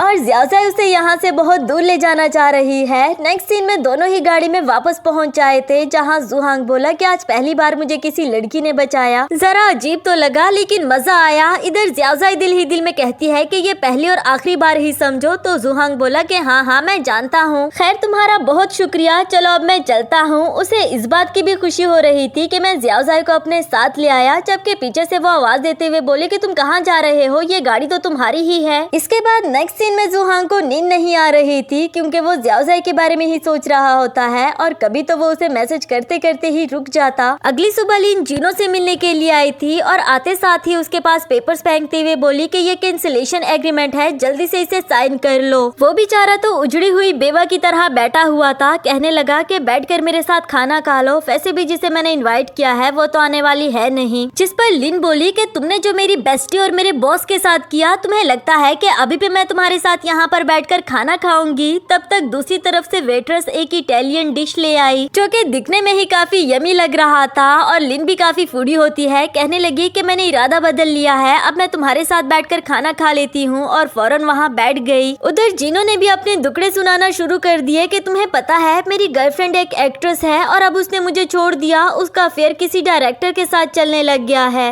लिन बोली कि ये तो अच्छा हुआ, चलो अब इसे सेलिब्रेट करें। जिस पर जिनो को गुस्सा आ जाता है कि मैं तुम्हें अपना दुख सुना रहा हूँ और तुम्हें खाने की पड़ी हुई है। लिन सीरियस होकर बोली कि वो तुम्हें छोड़कर नहीं जाएगी, जो सुनकर इधर जिनो के दिल में तो एक उम्मीद जाग उठी कि शायद ये उसे जाने से रोक सकती है और इसे भी काफी अच्छे से ट्रीट करने लगा। नेक्स्ट सीन मीटिंग का दिखाया गया जहाँ जुहांग सबसे डिस्कस कर रहा था कि लीकर की प्रमोशन के लिए इतनी जल्दी किसी को ढूंढना भी आसान नहीं और हमें जल्द से जल्द इसे लॉन्च करना है। तुम सभी लोग अपने अपने आइडियाज दो कि किस तरह से इस लीकर को लॉन्च किया जाए। यहाँ किसी के पास भी कुछ खास आइडिया नहीं होता तो दूसरी तरफ से जियाओजाई हैंड राइज करते हुए बोली कि मेरे पास एक छोटा सा आइडिया है। जुहांग ने उसका आइडिया सुना जो कि उसे काफी पसंद भी आया। नेक्स्ट सीन में उसी आइडिया के अकॉर्डिंग सारी अरेंजमेंट्स हो चुकी थी और यहाँ लॉन्चिंग सेरेमनी स्टार्ट हो जाती है। सबसे पहले जुहांग आए हुए गेस्ट को लीकर के बारे में ब्रीफ कर रहा था। यहाँ जियाओजाई का एक्स भी आया हुआ था अपनी नई गर्लफ्रेंड को लेकर। जियाओजाई को एम्बैरस करने के लिए वो अपनी गर्लफ्रेंड को उसके पास ले गया और इस नए लीकर का पैक बनाने के लिए कहा। साथ ही साथ वो अपनी गर्लफ्रेंड से कह रहा था कि मैं इसी लड़की की बात कर रहा था तुमसे। वैसे तो ये बड़ा कहती थी कि मुझे सिंगल रहना है, ना ही डेट पर जाना है और ना ही शादी करनी है, पर तुमने सोशल मीडिया पर देखा किस तरह इसने जिनो को सेड्यूस किया। जियाओजाई को भी इसकी बातें सुनकर गुस्सा आ रहा था, लेकिन फिलहाल वो इसे कुछ भी कहकर तमाशा नहीं बनाना चाहती। दूसरी तरफ जुहांग ने भी इन दोनों को नोटिस किया तो सुपरवाइजर वेन से पूछा कि ये लड़का कौन है, जिस पर उसने बताया कि मैं सही से तो नहीं जानता, लेकिन शायद ये जियाओजाई और लिन का दोस्त है क्योंकि मैंने अक्सर इनको साथ में देखा था। लेकिन जुहांग भी समझ चुका था कि अगर ये लड़का सिर्फ दोस्त होता तो जियाओजाई इसके सामने इतनी नर्वस क्यों होती।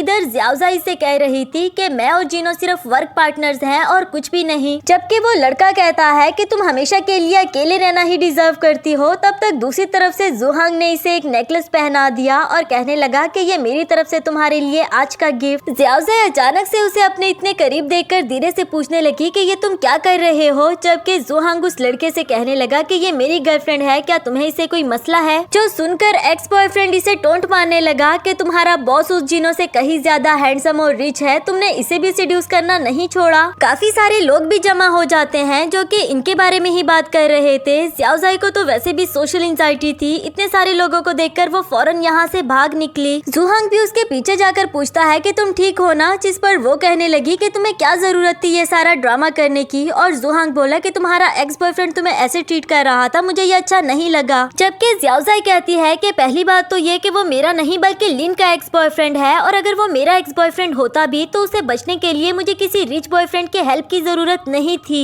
ये कहकर वो गुस्से में वहाँ से जाने लगी, जबकि जुहांग पीछे से आवाज देते हुए बोला तो और मैं तुम्हारे लिए क्या करता, तुम्हें ये बात समझ क्यों नहीं आ रही कि मैं तुमसे प्यार करता हूँ। उसके दिल की बात सुनकर चाहे जियाओजाई को अच्छा भी लगा, लेकिन फिर भी वो यही कहती है कि मेरे दिल में तुम्हारे लिए ऐसा वैसा कुछ भी नहीं, ना मैं डेट पर जाना चाहती हूँ और ना ही मुझे कभी शादी करनी है। जबकि वो बोला कि मैं कोई मजाक नहीं कर रहा, मैं तुम्हारा इंतजार करना चाहता हूँ तब तक जब तक तुम मेरे साथ डेट पर जाने के लिए खुद राजी ना हो जाओ। जियाओजाई ये कहते हुए वहाँ से चली गई कि मैंने कब कहा तुम मजाक कर रहे हो, पर तुम्हारे इंतजार करने का भी कोई फायदा नहीं। नेक्स्ट सीन में अभी भी उसे अपने पास्ट की बातें परेशान कर रही थी और सोने नहीं देती। तभी उसे अपने डैड का ख्याल आया और उसी टाइम वो अपने डैड से मिलने के लिए आ गई। डैड का घर काफी बिखरा हुआ पड़ा था और ऐसा लग रहा था कि वो ड्रंक होकर सोए हैं। जियाओजाई बोली कि डैड आपने घर की क्या हालत बना दी, लेकिन खैर कोई बात नहीं, अब मैं आ गई हूँ ना, मैं जल्दी से इसे साफ कर देती हूँ। डैड उसके किसी भी सवाल का कोई जवाब नहीं दे रहे थे, जो कि उसे जरा अजीब लगा और डैड को देखने के लिए आगे आई। एक लम्हे के लिए तो वो डर ही गई थी कि कहीं डैड भी मुझे छोड़कर तो नहीं चले गए। वैसे तो ये उसका वहम निकला, पर वो काफी ज्यादा डर गई थी। डैड भी उसे देखकर कहने लगे कि मैंने ख्वाब में देखा तुम्हारी मॉम वापस आ गई है। उसे अपने डैड के लिए काफी ज्यादा बुरा लगा। कहने लगी कि आप यहाँ पर क्यों सोए हुए हैं, आपको ठंड लग जाएगी, चले मैं आपको अंदर लिटा देती हूँ। डैड के सो जाने के बाद ज़ियाओज़ाई काफी ज्यादा इमोशनल फील कर रही थी कि तभी उसे एक मैसेज रिसीव हुआ कि तुम अपने डैड का लिया हुआ लोन हमें कब वापस करोगी। जो देखकर उसने थोड़ा सा और टाइम मांग लिया कि मैं जल्दी ही वापस कर दूंगी। इसके बाद नेक्स्ट सीन में ज़ियाओज़ाई और ज़ुहांग दोनों ही उसी रेस्टोरेंट में खाना खाने के लिए आए थे, जहाँ ज़ुहांग उसे मना रहा था कि उस वक्त मैंने जो कुछ भी कहा प्लीज उसे माइंड मत करना, जबकि ज़ियाओज़ाई भी उसे अपने दिल की बातें तो बताना चाहती थी लेकिन उसमें हिम्मत नहीं हो पाती। इसके बाद नेक्स्ट सीन में लिन उसके पास आते हुए कहती है कि यू ट्रिएटर, आखिर कब तक मुझसे छुपाओगी? मैंने उस रात सारी बातें सुन ली थी जब बॉस ने तुम्हें अपनी फीलिंग्स बताई। क्या अभी भी तुम यही कहोगी कि तुम दोनों के बीच में कुछ भी नहीं चल रहा? ज़ियाओज़ाई बोली कि इसमें मेरी क्या गलती, सब कुछ तो तुम्हारे उस एक्स बॉयफ्रेंड की वजह से हुआ। ज़ुहांग को लग रहा था कि वो मेरा एक्स है, जबकि लिन कहती है कि उस सब के अलावा ये बात तो क्लियर हो गई ना कि बॉस को तुम पर क्रश है, अब तुम्हें भी कोई फैसला ले लेना चाहिए। ज़ियाओज़ाई अपने उन रूल्स को भी नहीं तोड़ना चाहती कि ना मैं किसी के साथ डेट पर जाऊंगी और ना ही किसी से शादी करूंगी। तो लिन बोली कि अच्छा मेरी बात सुनो, ये बात तो सच है कि तुम्हें भी उन पर क्रश है। सबसे पहले तुम उनके साथ डेट पर जाने के लिए हाँ कहो, अगर तुम्हें वो अपने टाइप का लगा तो उनसे शादी कर लेना, अगर नहीं तो इस रिलेशनशिप को खत्म कर देना। ज़ियाओज़ाई भी थोड़ा बहुत तो मान गई थी। इसी के साथ हमारा ये वाला एपिसोड भी खत्म हुआ। हेलो दोस्तों, तो बढ़ते हैं इस सीरीज के 7th एपिसोड की तरफ। एपिसोड की शुरुआत बिल्कुल उसी सीन से होती है जहां ज़ुहांग को वो इमरजेंसी कॉल रिसीव हुई और इसके बाद वो उसी रात में ही अपनी कंपनी पहुंच आया। बाकी सबको भी उसने मीटिंग के लिए बुला लिया था। यहाँ आकर सबसे सॉरी करता है कि मुझे इस रात में तुम सबको बुलाना पड़ा, असल में एक इमरजेंसी हो गई है। इधर लिन ने उस इमरजेंसी के बारे में बताया कि जिन्होंने हमारी लिकर की प्रमोशन की है जो कि अभी ट्रेंड पर चल रही है और हमें काफी सारे ऑर्डर्स रिसीव हुए हैं। उधर ज़ुहांग सबको हैंडल करने के लिए अलग अलग टास्क दे देता है। लिन को बताया कि जिनो से जाकर कहो कि हम आगे उसके साथ कोऑपरेशन करना चाहते हैं। ज़ियाओज़ाई भी काफी खुश नजर आ रही थी, उसे देखकर ज़ुहांग भी खुश था। नेक्स्ट सीन में लिन जिनो के पास आकर उसे कहती है कि तुम यहाँ मजे से सो रहे हो, कितने बेवकूफ इंसान हो तुमने लिकर की प्रमोशन तो कर दी पर इसका तुम्हें कोई प्रॉफिट नहीं मिलेगा। जिनो बोला कि मुझे तुम लोगों का प्रॉफिट चाहिए भी नहीं, बल्कि अब से मैं तुम्हारी कंपनी के सारे प्रमोशन फ्री में करने के लिए तैयार हूँ। बस तुम्हारा काम है कि मेरी रिलेशनशिप का ख्याल रखो, प्लीज मुझे मेरी गर्लफ्रेंड वापस चाहिए। लिन बोली कि मेरे ख्याल से तुम उस लड़की के बारे में भूल जाओ, अब वो कभी भी मुड़कर तुम्हारी तरफ नहीं आएगी और शायद तुम खुद ही एक सिली और फुलिश इंसान हो। जिनो कहता है कि मैं इतना क्यूट, हैंडसम और रिच हूँ, क्या मैं तुम्हें फुलिश लगता हूँ? जिस पर लिन उसके पास आते हुए बोली कि जानते तो तुम भी बहुत अच्छे से हो लेकिन एक्सेप्ट नहीं कर पा रहे, और फिर यहाँ से चली गई। नेक्स्ट सीन में ज़ियाओज़ाई को दिखाया गया जो कि अपने दिए हुए टास्क पर काम कर रही होती है, जबकि बाहर से ही ज़ुहांग खड़ा उसे स्माइली फेस के साथ देख रहा था और फिर मिरर पर ही उसके लिए एक स्माइली बनाकर वहां से चला गया। ज़ियाओज़ाई को भी उसका बनाया हुआ इमोजी काफी अच्छा लगा। नेक्स्ट सीन में लिन के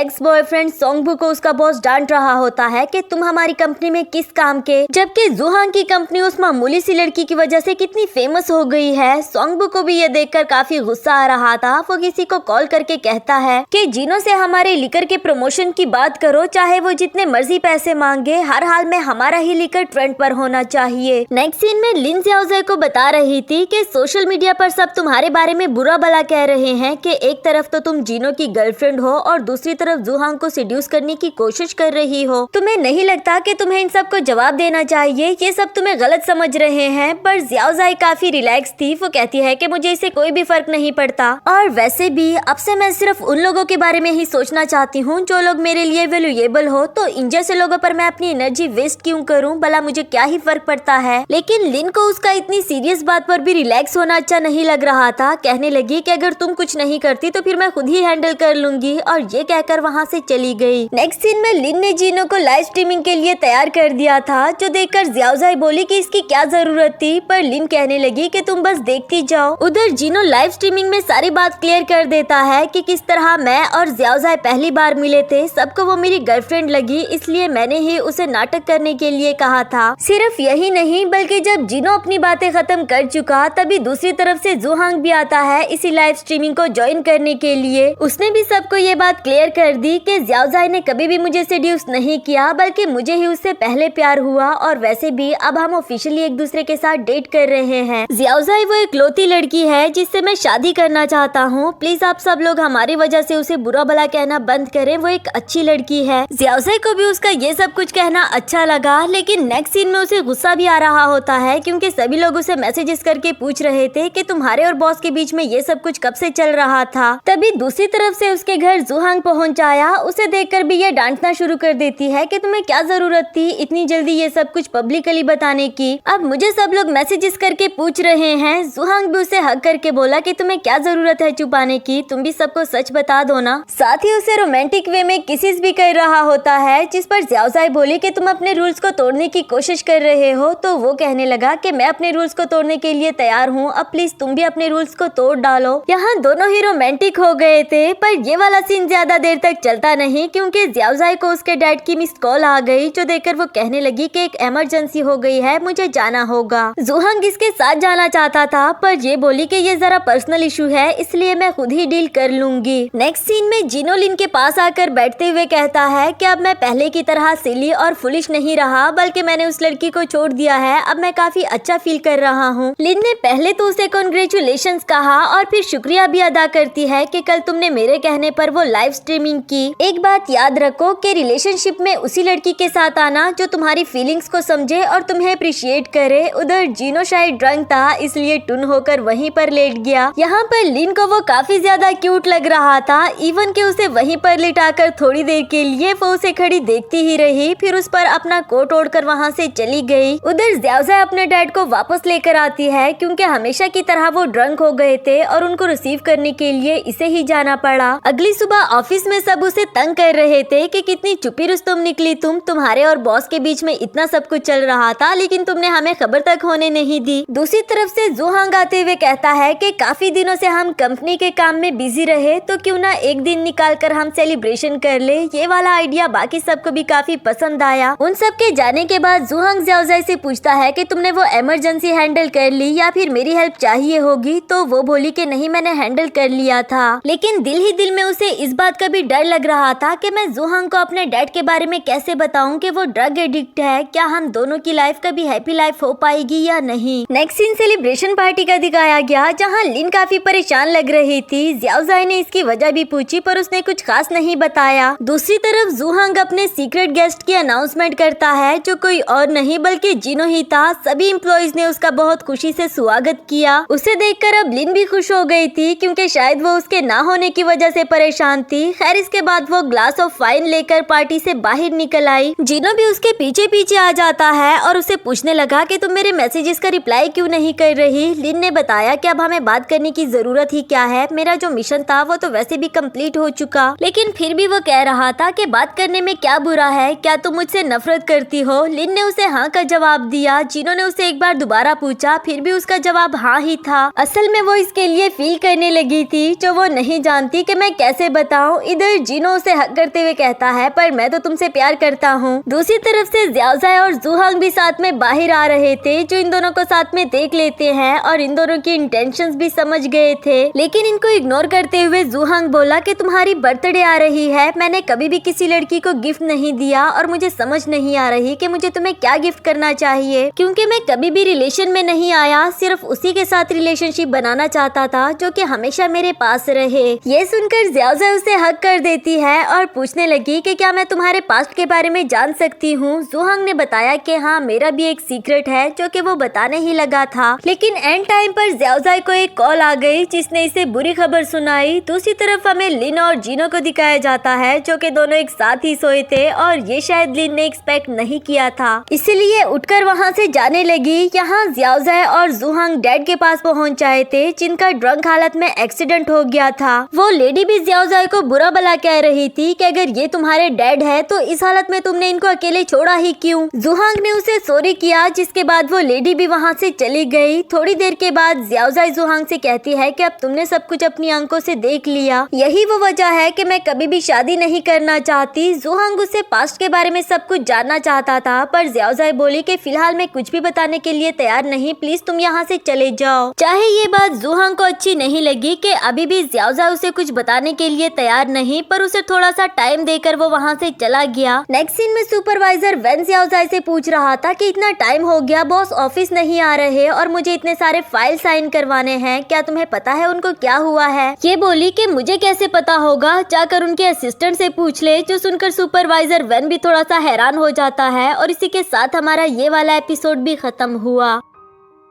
हेलो दोस्तों, तो बढ़ते हैं इस सीरीज के 6th एपिसोड की तरफ। एपिसोड की शुरुआत में ज़्याओज़ाई लिन की दी हुई एडवाइस के बारे में सोच रही थी कि क्या मुझे जुहांग के साथ डेट पर जाना चाहिए या नहीं। दूसरी तरफ से जुहांग उसके पास आकर एक छोटा सा बॉक्स छोड़कर चला जाता है। जब ज़्याओज़ाई ने इसे ओपन करके देखा तो इसमें कुछ टॉफीज पड़ी थी और एक नोट पर लिखा हुआ था कि अच्छे से मेहनत करना। ज़्याओज़ाई को उसका ये नोट काफी अच्छा लगा और मजे मजे से टॉफीज भी खा लेती है। इसके बाद जुहांग को वो बॉक्स वहीं पर पड़ा हुआ नजर आया। जब उसने ओपन करके देखा तो उसमें कुछ कॉइन्स पड़े थे और एक छोटा सा नोट भी कि मुझे तुम्हारी टॉफीज पसंद आई इसलिए मैंने तुम्हें पे कर दिया। जुहांग को पढ़कर हंसी आ रही थी। नेक्स्ट सीन में ज़्याओज़ाई सुपरवाइजर वेन के साथ लिकर के बारे में डिस्कस कर रही थी कि दूसरी तरफ से जुहांग अपनी एक क्लास फेलो को इससे मिलाने के लिए लेकर आया था कि ये हमारी कंपनी की डिस्टिलर है। उससे आवाज देकर अपने पास बुलाया, फिर दोनों को ही एक दूसरे से इंट्रोड्यूस करवा देता है। क्लास फेलो बोली कि अच्छा तो ये तुम्हारी एम्प्लॉय है और एक अच्छी दोस्त भी, चलो अच्छा ही हुआ, अब मैं तुमसे बेफिक्र होकर शादी कर सकती हूँ। ये सुनकर ज़्याओज़ाई को गुस्सा आ गया, वो गुस्से में वहाँ से चली गई। जबकि इधर जुहांग उसे कहता है कि यार तुम मेरा मजाक क्यों उड़ा रही हो, देखा तुमने उसे नाराज कर दिया ना। जबकि क्लास फेलो बोली कि पगले, मैं तुम्हें दिखाना चाह रही थी कि वो लड़की तुम्हारे लिए फील करती है। जुहांग उसे मनाने के लिए उसके पीछे चला गया। ज़्याओज़ाई काफी गुस्से में लग रही थी। वो बोला कि तुम गलत समझ रही हो, ऐसा वैसा कुछ भी नहीं है, वो लड़की सिर्फ मेरी क्लास फेलो है और मेरा मजाक उड़ा रही थी। लेकिन ये बोली कि अच्छा तुम क्लास में कुछ ज्यादा ही फेमस नहीं थे, जो लड़कियां तुम्हारे साथ इतनी फ्रैंक होने लग गई है उसे एक्सप्लेन करने का मौका तक नहीं देती और गुस्से में वहाँ से चली गई। जुहांग को भी गुस्सा आने लगा कि कम से कम एक बार मेरी बात तो सुन लो। नेक्स्ट सीन में लिन को दिखाया गया जो देख रही थी कि जिनो के अलावा ऐसा कौन सा सेलिब्रिटी है जिससे हम अपनी प्रमोशन करा सके, पर ढूंढने पर ऐसा कोई भी नहीं मिला। तभी उसे जिनो की कॉल आई जो कि अपने दुखड़े सुना रहा था कि मैंने गर्लफ्रेंड की डॉग के लिए 100 फ्लावर्स ऑर्डर कराए थे, इस पर भी मुझे उसने इतना ज्यादा डांटा। लिन बोली कि स्टूपिड इंसान, अगर एक कुत्ते के लिए तुम इतने सारे फ्लावर्स ऑर्डर करवाओगे फिर तो मैं भी तुम्हारे साथ यही करती। ये कहकर वो कॉल काटने वाली थी, लेकिन दूसरी तरफ जिनो उसके पास ही पहुंच आया। उसकी मिन्नतें कर रहा था कि प्लीज मेरी गर्लफ्रेंड को मनाने में मेरी हेल्प करो। जबकि लिन बेचारी सोच रही थी कि खामखा एक और मुसीबत मेरे गले पड़ गई, अब इसे कैसे जान छुड़ाऊं। नेक्स्ट सीन में कंपनी के सभी एम्प्लॉइज हाइकिंग पर गए थे। जुहांग को सामने से आते हुए देखकर लिन फौरन वहाँ से भाग जाती है ताकि ये दोनों आपस में बातें कर सके।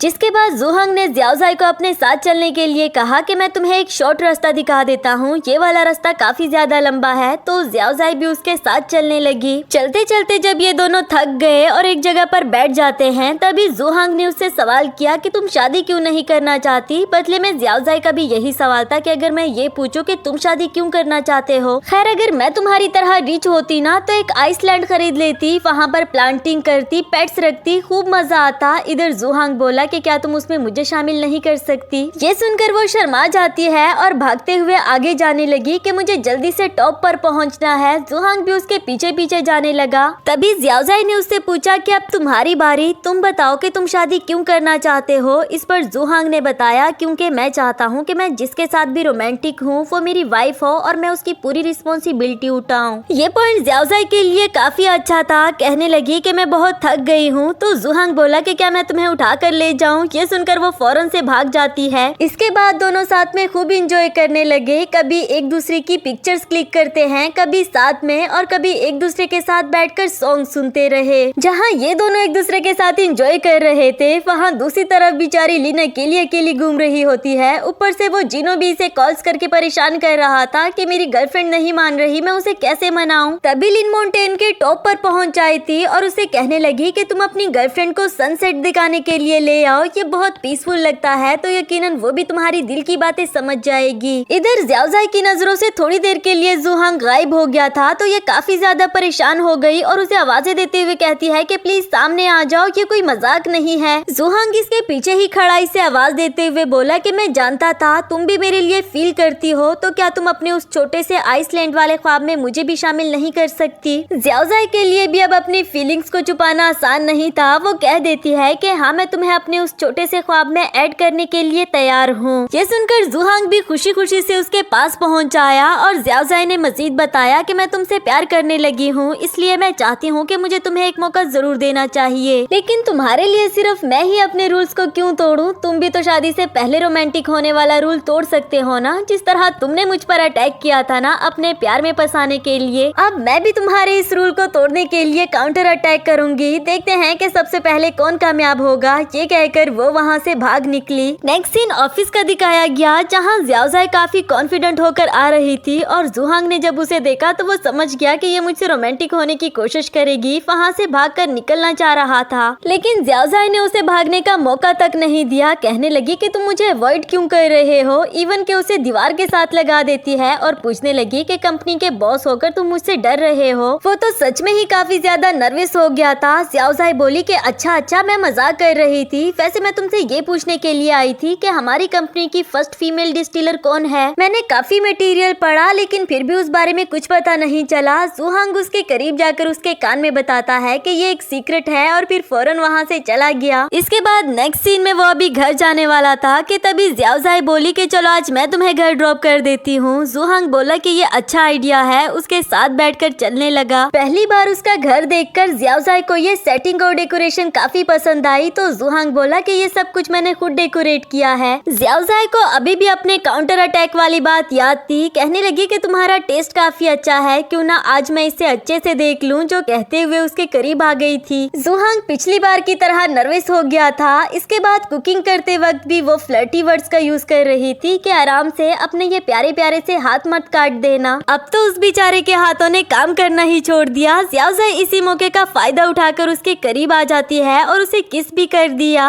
लेकिन इससे पहले कि ज़ुहांग अपने रूल्स को तोड़ता, इधर डोर पर नॉक हुआ तो ये बोला कि यकीनन मेरे मॉम डैड होंगे, क्या मैं तुम्हें उनसे इंट्रोड्यूस करवा दूं? ज़्याओज़ाई कहती है कि बिल्कुल भी नहीं और भागकर चुप गई। इसके बाद मॉम डैड अंदर आते हैं, जो कि ज़ुहांग के लिए डिनर पैक करके लाए थे। डैड उसका मजाक उड़ाते हैं कि आज कितने मजे की रात है, अगर तो तुम्हारी भी कोई गर्लफ्रेंड होती तो तुम भी उसके साथ बाहर डेट पर चले जाते, बजाय के यहाँ अपने लिए खुद डिनर बनाते। मॉम डैड दोनों ही मिलकर उसका मजाक उड़ा रहे थे। दूसरी तरफ से ज़्याओज़ाई मास्क लगाकर अंकल आंटी को ग्रीटिंग्स करती है और बताया कि मैं यहाँ पर काम करने के लिए आई हूँ। असल में मेरी जॉब सिर्फ एक दिन के लिए ही थी, मैंने यहाँ की सारी साफ सफाई कर दी है, अब मैं चलती हूँ, और भागते हुए वहाँ से निकल गई, इससे पहले कि अंकल आंटी उसे कोई सवाल करते। लेकिन इधर मॉम ज़ुहांग से सवाल करती है कि ये लड़की कौन थी और तुम दोनों के बीच में क्या चल रहा है, बताओ जरा। वो बोला कि मॉम क्या नॉनसेंस बातें कर रही हैं आप। डैड के सवाल भी कुछ इसी तरह के थे कि इस घर में पहले तो सिर्फ तुम्हारी मॉम ही नजर आती थी, अब ये क्लीनर कहाँ से आ गई? जल्दी जल्दी से हमें सच बताओ, ये तुम्हारी गर्लफ्रेंड है ना? वो अपने मुंह से तो कुछ नहीं कहता, लेकिन उसकी खामोशी से मॉम डैड दोनों समझ गए। नेक्स्ट सीन में वो ज़्याओज़ाई को सॉरी कर रहा था कि मॉम डैड की नॉनसेंस बातों को सीरियस मत लेना, जबकि वो कह रही थी कि तुम्हारे मॉम डैड तुमसे बहुत प्यार करते हैं, ऐसा लग रहा था कि तुम्हारी फैमिली हैप्पी फैमिली होगी। वो बोला कि हाँ ठीक कह रही हो, बस तुम्हारी ही कमी है। नेक्स्ट सीन में जिनो को दिखाया गया, जो कि हर बार की तरह लिन को परेशान कर रहा था कि मैं अपनी गर्लफ्रेंड को कहाँ घुमाने के लिए लेकर जाऊँ, उसे कौन सा रेस्टोरेंट पसंद आएगा, तुम लड़की हो तो तुम्हें अच्छे से पता होगा, लेकिन तुम मेरे मैसेजेस का रिप्लाई क्यों नहीं कर रही, कहाँ पर हो, प्लीज जल्दी से मेरे सवालों का जवाब दो। तभी लिन की तरफ से उसे मैसेज आया कि इस वक्त मैं बिजी हूँ, क्योंकि मुझे लीकर के प्रमोशन के लिए किसी और स्पोक पर्सन को ढूंढना होगा। जब जिनो ने उसका ये मैसेज पढ़ा तो वो अपने टीम मेंबर से लाइव स्ट्रीमिंग की अरेंजमेंट करने के लिए कह देता है, क्योंकि वो स्नो लीकर की प्रमोशन करना चाहता था। वैसे तो आज जिनो किसी और प्रोडक्ट की प्रमोशन करने वाला था, लेकिन फिलहाल के लिए उसे छोड़कर इसने स्नो लीकर की प्रमोशन करना स्टार्ट कर दिया कि ये कितना अच्छा है और आप सबको भी पसंद आएगा। उसके प्रमोशन करने की देर थी कि इधर लोगों ने इस लीकर में बहुत ज्यादा इंटरेस्ट दिखाना शुरू कर दिया, जबकि टीम मेंबर्स को तो इस बात का अंदाजा तक नहीं था कि आज वो इस लीकर की भी प्रमोशन करेगा। दूसरी तरफ इस रात में ही ज़ुहांग को एक जरूरी कॉल ने उठा दिया और उसे पता चला कि एक बहुत सीरियस इशू हो गया है, जो सुनकर वो शॉक्ड हो जाता है और इसी के साथ हमारा ये वाला एपिसोड भी खत्म हुआ। हेलो दोस्तों, तो बढ़ते हैं इस सीरीज के लास्ट एपिसोड की तरफ। एपिसोड की शुरुआत में लिन को दिखाया जाता है, जहां जिनो बेसब्री से ऑफिस में पहुंचकर उससे पूछने लगा कि तुम मुझे इग्नोर क्यों कर रही हो, मेरे मैसेजेस का रिप्लाई भी नहीं कर रही। असल में लिन उस बात से एम्बेरस थी कि ये दोनों साथ में सोए, तो लिन उसे कहने लगी कि हमारे बीच में जो कुछ भी हुआ उसे भूल जाओ और ऐसे समझो जैसे कुछ भी नहीं हुआ। जबकि जिनो उसे अपने प्यार का यकीन दिलाना चाहता था कि मैं तुमसे मजाक नहीं कर रहा, बल्कि सच में तुम्हारे लिए फील करने लगा हूँ। लिन ने तो उसकी ये बात ना सुनी, लेकिन उसके बाकी के फैंस ने इसे घेर लिया। बेचारे जिनो के लिए भी उन लोगों से अपने आप को छुड़ाना मुश्किल हो गया। नेक्स्ट सीन में लिन ज़ियाओज़ाई के साथ उसकी बर्थडे सेलिब्रेट कर रही थी। वैसे तो दोनों आपस में बहुत मौज मस्ती कर रही थी, लेकिन दोनों ही दिल में इमोशनल भी होती है, जो कि एक दूसरे को पता चलने नहीं दे रही थी। इसी दौरान ज़ियाओज़ाई ड्रिंक करने के बाद सो गई थी। लिन ने भी उसे वही सोफा पर लिटा दिया। तभी डोरबेल बजी। जब लिन ने जाकर देखा तो वो जूहांग था। उसे देखकर लिन ने बताया कि ज़ियाओज़ाई सो गई है, आप उसका ख्याल रखना, मैं अब चलती हूँ। जिसके बाद वो चली जाती है और इधर जूहांग इसका ख्याल रखता रहा। किसी हद तक तो जूहांग को भी अंदाजा हो गया था कि ज़ियाओज़ाई मुझे सच क्यों नहीं बताना चाहती। नेक्स्ट सीन अगली सुबह का दिखाया गया, जब उसे होश आया और उसने अपने सामने जूहांग को खड़ा देखा तो उससे पूछने लगी कि तुम यहाँ कैसे और कब आए। जूहांग ने बताया कि कल तुम्हारी बर्थडे थी और मैंने तुम्हारे लिए एक स्पेशल गिफ्ट प्रिपेयर किया है। वो गिफ्ट दिखाने के लिए तुम्हें मेरे साथ चलना होगा। ज़ियाओज़ाई कहती है कि वो सब तो ठीक है, पर ये तुम्हारे हाथ पर क्या हुआ, जिसकी वजह तो उसने नहीं बताई, लेकिन इसे अपने साथ ले आया। यहाँ डॉक्टर ज़ियाओज़ाई के डैड को ट्रीट कर रहे थे और इसे देखकर बताते हैं कि तुम्हारे डैड को बियर्स एडिक्शन हो गई है, जिन्हें ट्रीट करना कुछ ज्यादा मुश्किल काम नहीं। फिलहाल के लिए हमने इनको थेरेपी दे दी।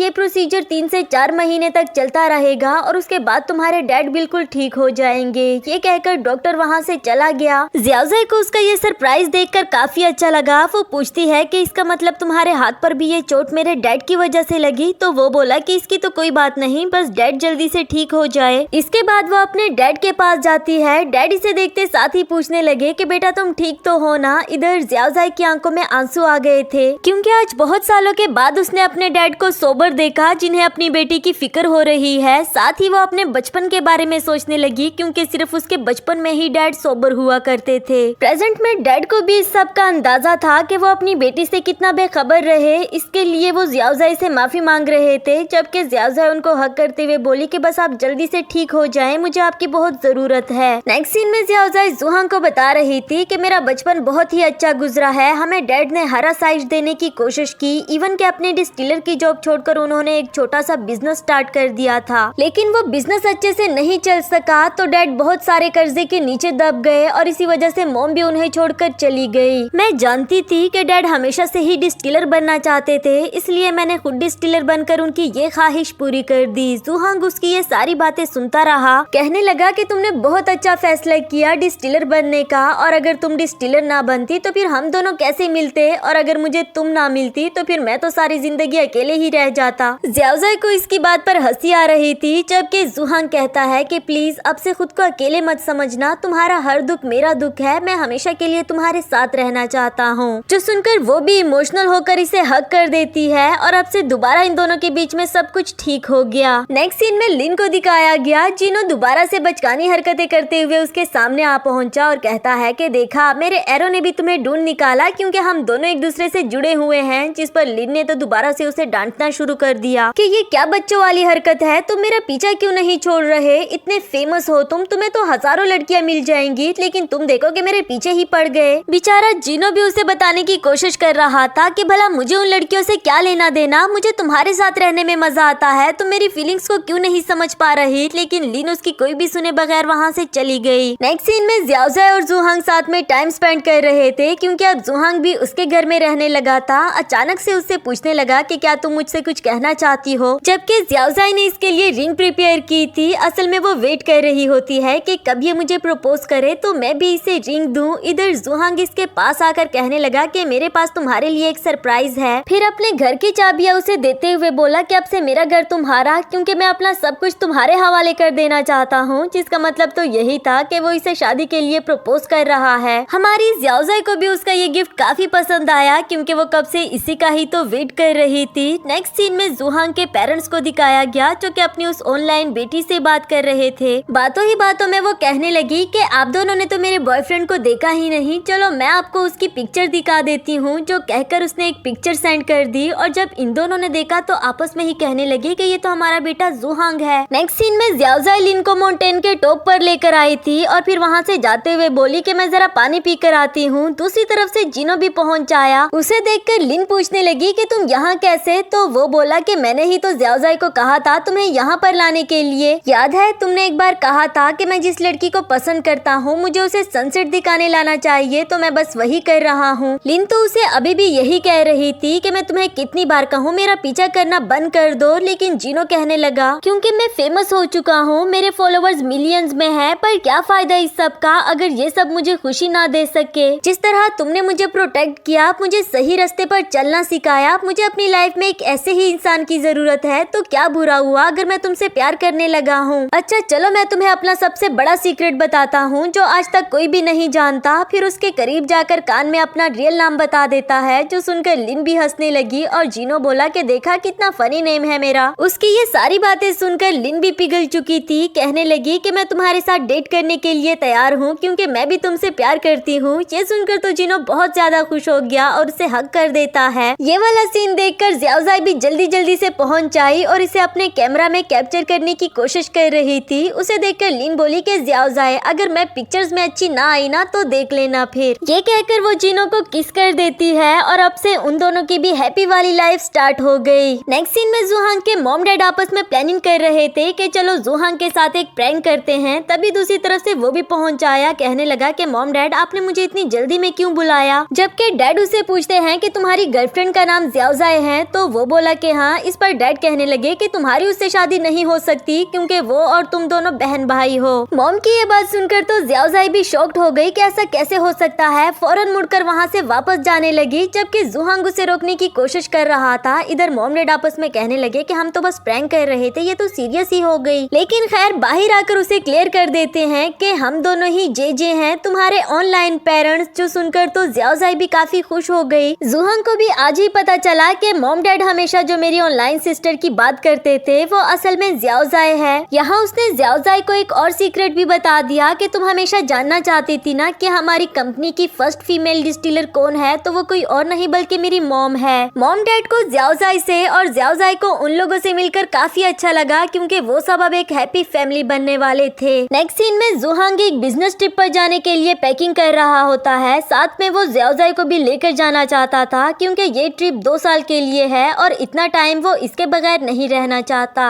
ज़्याओज़ाई भी उसके साथ जाने के लिए रेडी है, लेकिन फिर भी कंफ्यूज लग रही थी। तभी उसे लिन की कॉल आई, जो वो जुहांग के सामने रिसीव नहीं करती और अकेले जाकर उससे बात करने लगी। लिन इसे कह रही थी कि तुम्हें इतनी बड़ी इंटरनेशनल कंपनी से ऑफर आई है और तुम अभी भी सोच रही हो अगर तुम यहाँ पर सिर्फ 1 साल का भी एक्सपीरियंस ले लो तो तुम्हारी वैल्यू कितनी ज्यादा बढ़ जाएगी। चाहे ज़्याओज़ाई को भी ये ऑफर काफी अच्छी लग रही थी, लेकिन वो जुहांग के बारे में सोच रही थी कि मैं उसे ये बात कैसे कहूँ और मैं तो उसके साथ जाने वाली हूँ। लिन बोली कि मैं जानती हूँ तुम दोनों एक दूसरे से प्यार करते हो, पर तुम्हें जुहांग से बात करनी चाहिए। मैं जानती हूँ कि तुम्हारी इतनी बड़ी कामयाबी के बीच में वो कभी भी नहीं आएगा। बाहर ही खड़ा जुहांग भी ये सारी बातें सुन रहा था। वो दिल ही दिल में सोचने लगा कि क्या मैं सच में ज़्याओज़ाई की कामयाबी के बीच में आ रहा हूँ, शायद मुझे इसे अपने साथ नहीं ले जाना चाहिए। नेक्स्ट सीन में उस इंटरनेशनल कंपनी का ओनर ज़्याओज़ाई से फेस टू फेस मिलने के लिए आया था। उसे अपनी ऑफर दे देता है और सोचने के लिए कुछ टाइम दे दिया कि फिर मुझे खुद ही बता देना। तुम जानती हो कि इस तरह की अपॉर्चुनिटीज कभी कभी मिलती है और हमारी कंपनी की वैल्यू भी पता है तुम्हें। ये कहकर वो तो वहाँ से चला गया, लेकिन ज़्याओज़ाई अभी भी कंफ्यूज थी। नेक्स्ट सीन में वो जुहांग के साथ उसी छोटे से ढाबे पर खाना खाने के लिए आई थी, लेकिन उसे परेशान देखकर जुहांग पूछने लगा कि क्या हुआ, क्या तुम उसी जॉब की वजह से परेशान हो। ये सुनकर वो बोली कि तुम्हें कैसे पता। इसके जवाब में जुहांग ने बताया कि तुम्हें याद है जब एक दफा मैंने कहा था कि मेरे पास्ट की भी एक लंबी स्टोरी है। असल में मेरी रियल मॉम मिस मई है, जो कि इस छोटे से ढाबे की ऑनर थी। मेरे पैदा हो जाने के बाद कुछ रीजंस की वजह से वो आदमी मिस मई से शादी नहीं कर पाया और इसीलिए ही मुझे हमेशा अनाथ आश्रम में रहना पड़ा। ये सुनकर ज़ियाओज़ाई भी हैरान हो गई और पूछने लगी कि क्या मिस मई इस बारे में जानती है कि तुम उनके बेटे हो। तो ये बोला कि नहीं, वो तो नहीं जानती, पर मैं बहुत अच्छे से जानता हूँ। ज़ियाओज़ाई पूछने लगी कि अच्छा, तो इसलिए तुम शादी से पहले रोमांस में नहीं पड़ना चाहते? वो बोला कि हाँ, मैं चाहता हूँ कि जो मेरे साथ हुआ वो किसी और बच्चे के साथ ना हो, और मैं ये भी नहीं चाहता कि मुझसे जुड़ जाने के बाद तुम्हें ऐसा फील हो कि तुम्हारे ख्वाब पूरे नहीं हो रहे।